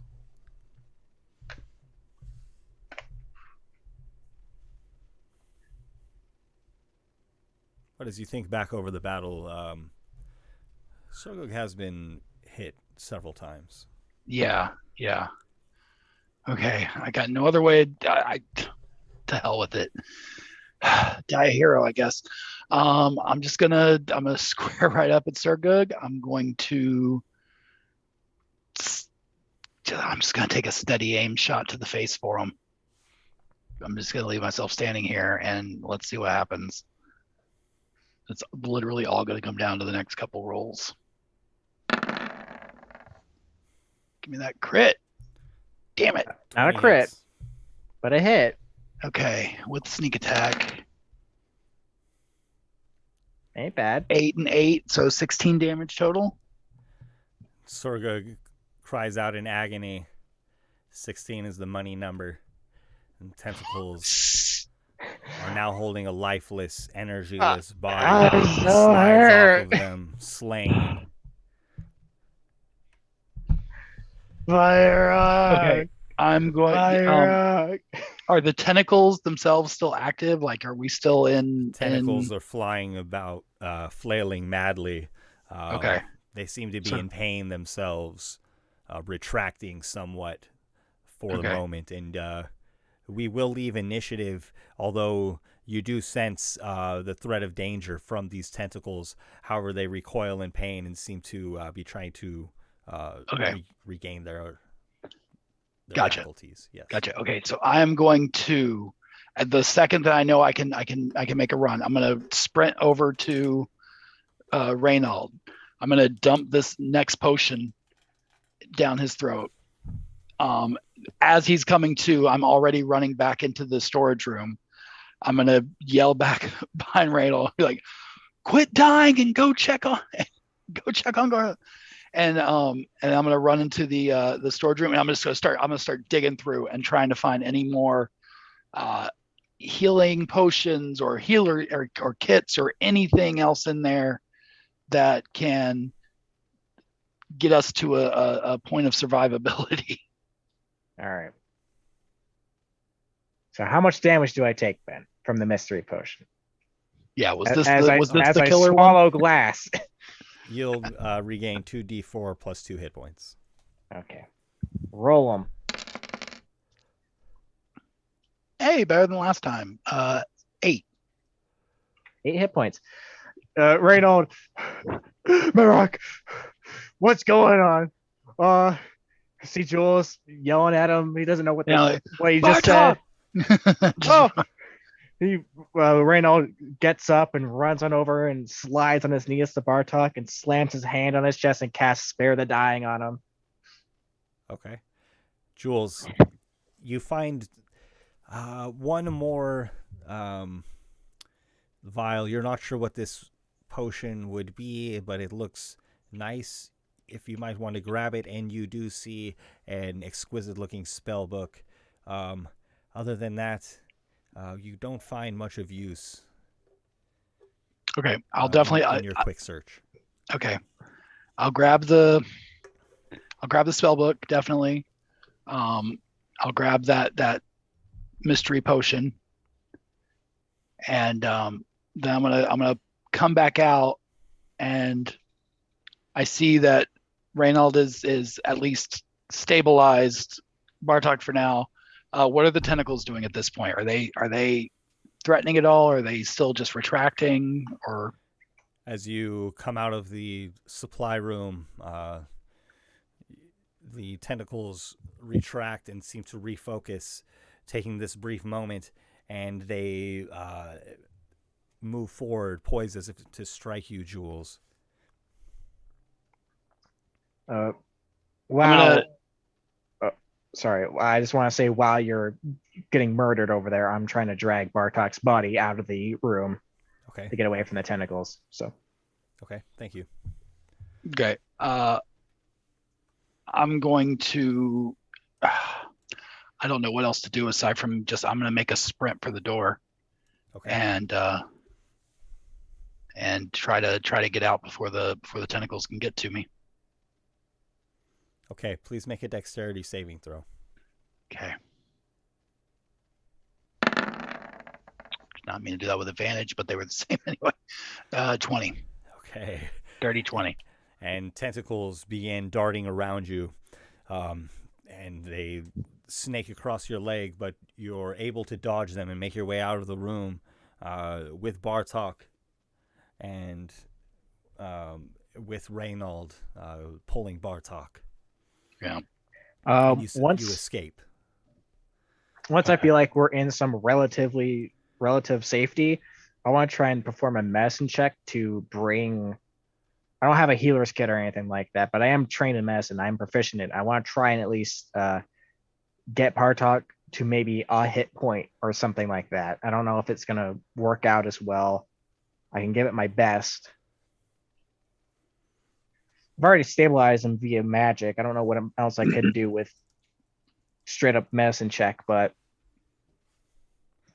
without any other form of healing, it'll just be a matter of time for him to come to consciousness.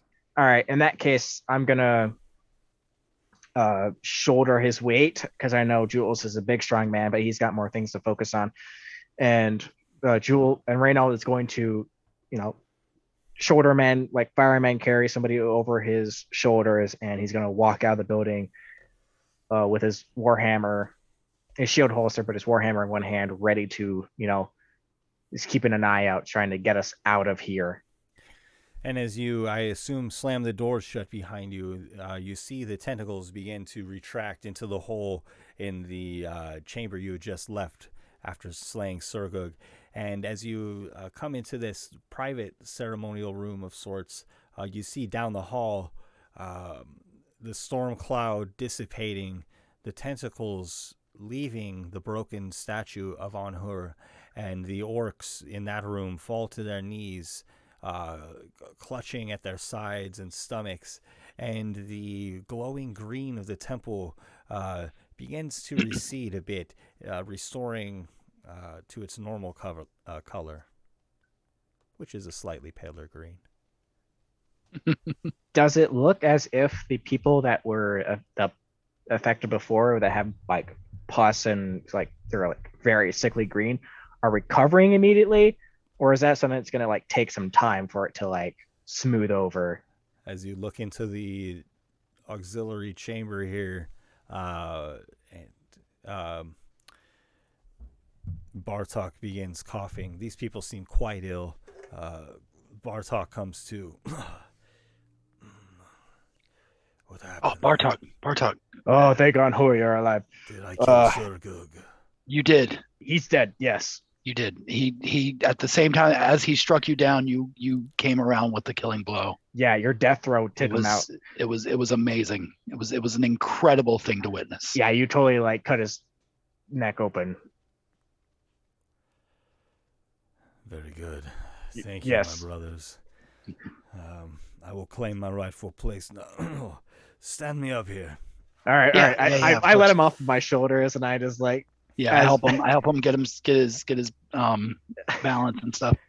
He stands up. He's like, I'm like fully like half his height. I'm like at his hips.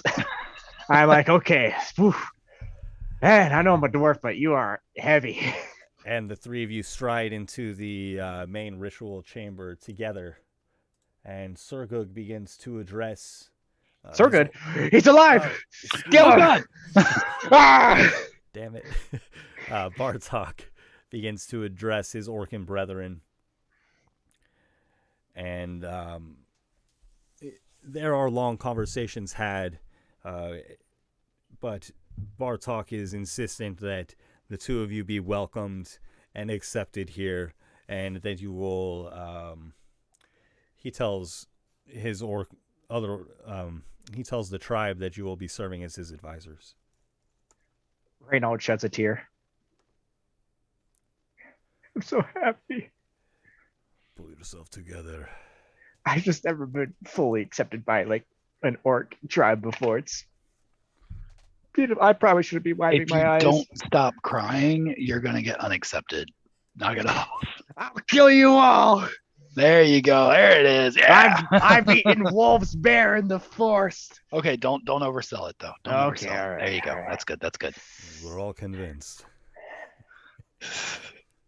Okay, maybe it was just a few rabbits, but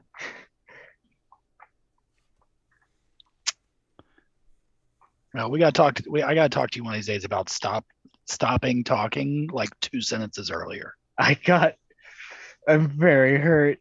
I've Yeah, been me too. asleep, woken up. I need to go to bed. Oh, I'm Reynold, get some tired. rest in the barracks, of course. Uh, Down that Yeah, hall. definitely could use that. You two deserve it. Oh, I'll join you wait. shortly, Bartok I'm gonna says. I'm gonna because it hasn't been 6 hours yet. I'm gonna psychically reach out to those Luxaton again. it's Have you completed your task? Oh yes, my we've killed the goodness. Dragonborn. He's dead.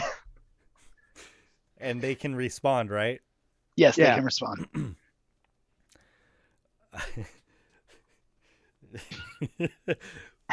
what trickery is this?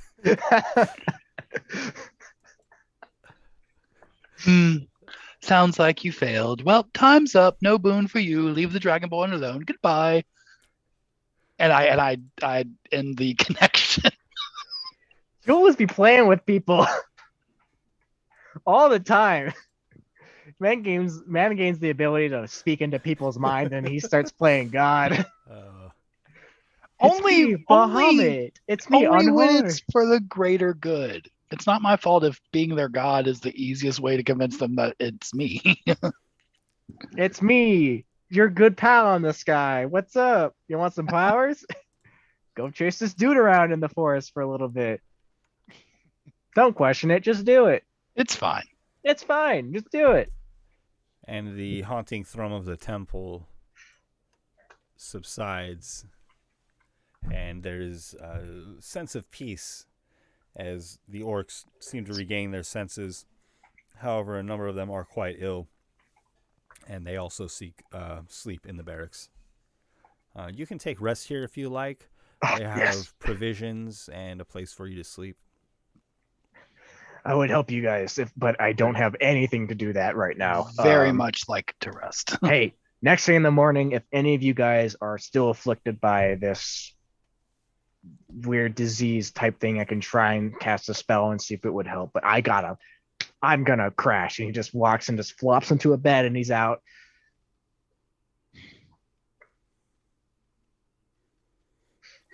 Reynolds fully asleep.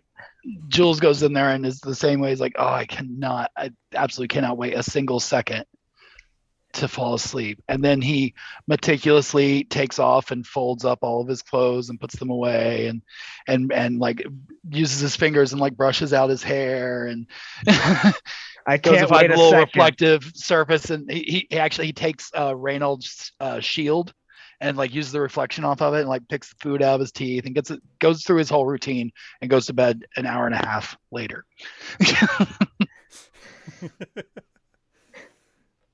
Man needs to look his best. Indeed. Hey.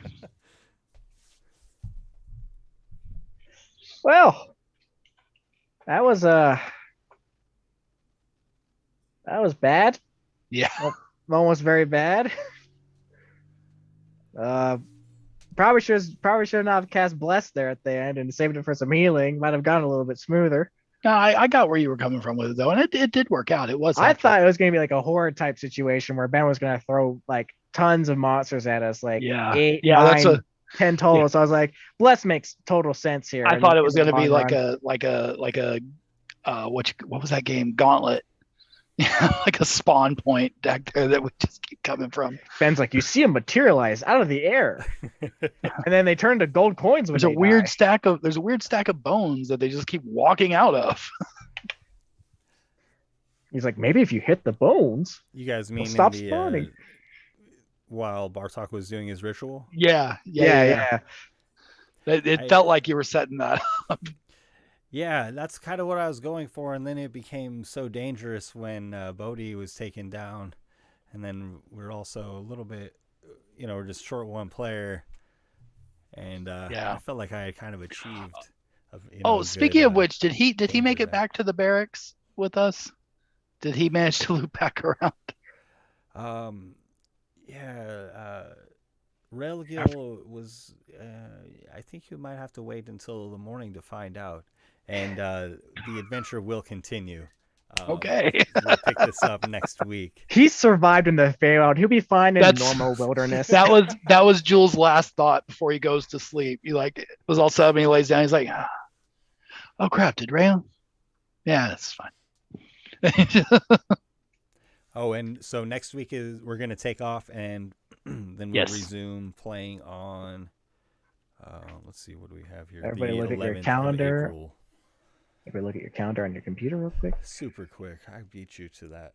I was going to do it, but you did beat me to it. So yeah, we'll be back on the 11th, same time. And meanwhile, you could join us on our Discord at the Heroes Era, on Twitter at the Heroes Era. Follow us here on Twitch, and for now, I think that's it. If you join us on Twitch and you watch long enough, you can prevent situations like that happening by healing us. Please heal us. I was semi begging for it in the chat, in the Twitch chat. You were not. You were outright begging for it. There was no. Hey, look, I was like, hey guys who rated us. Anybody? If you have 500 spare channel points somehow, I would love to get them. Well, you guys survived this time. Yeah, this time. Barely. Oof. So until next Jules time, is real good at getting some lucky shots at the last You second. killed it, man, with those full damage hits. All right, we gotta end the stream.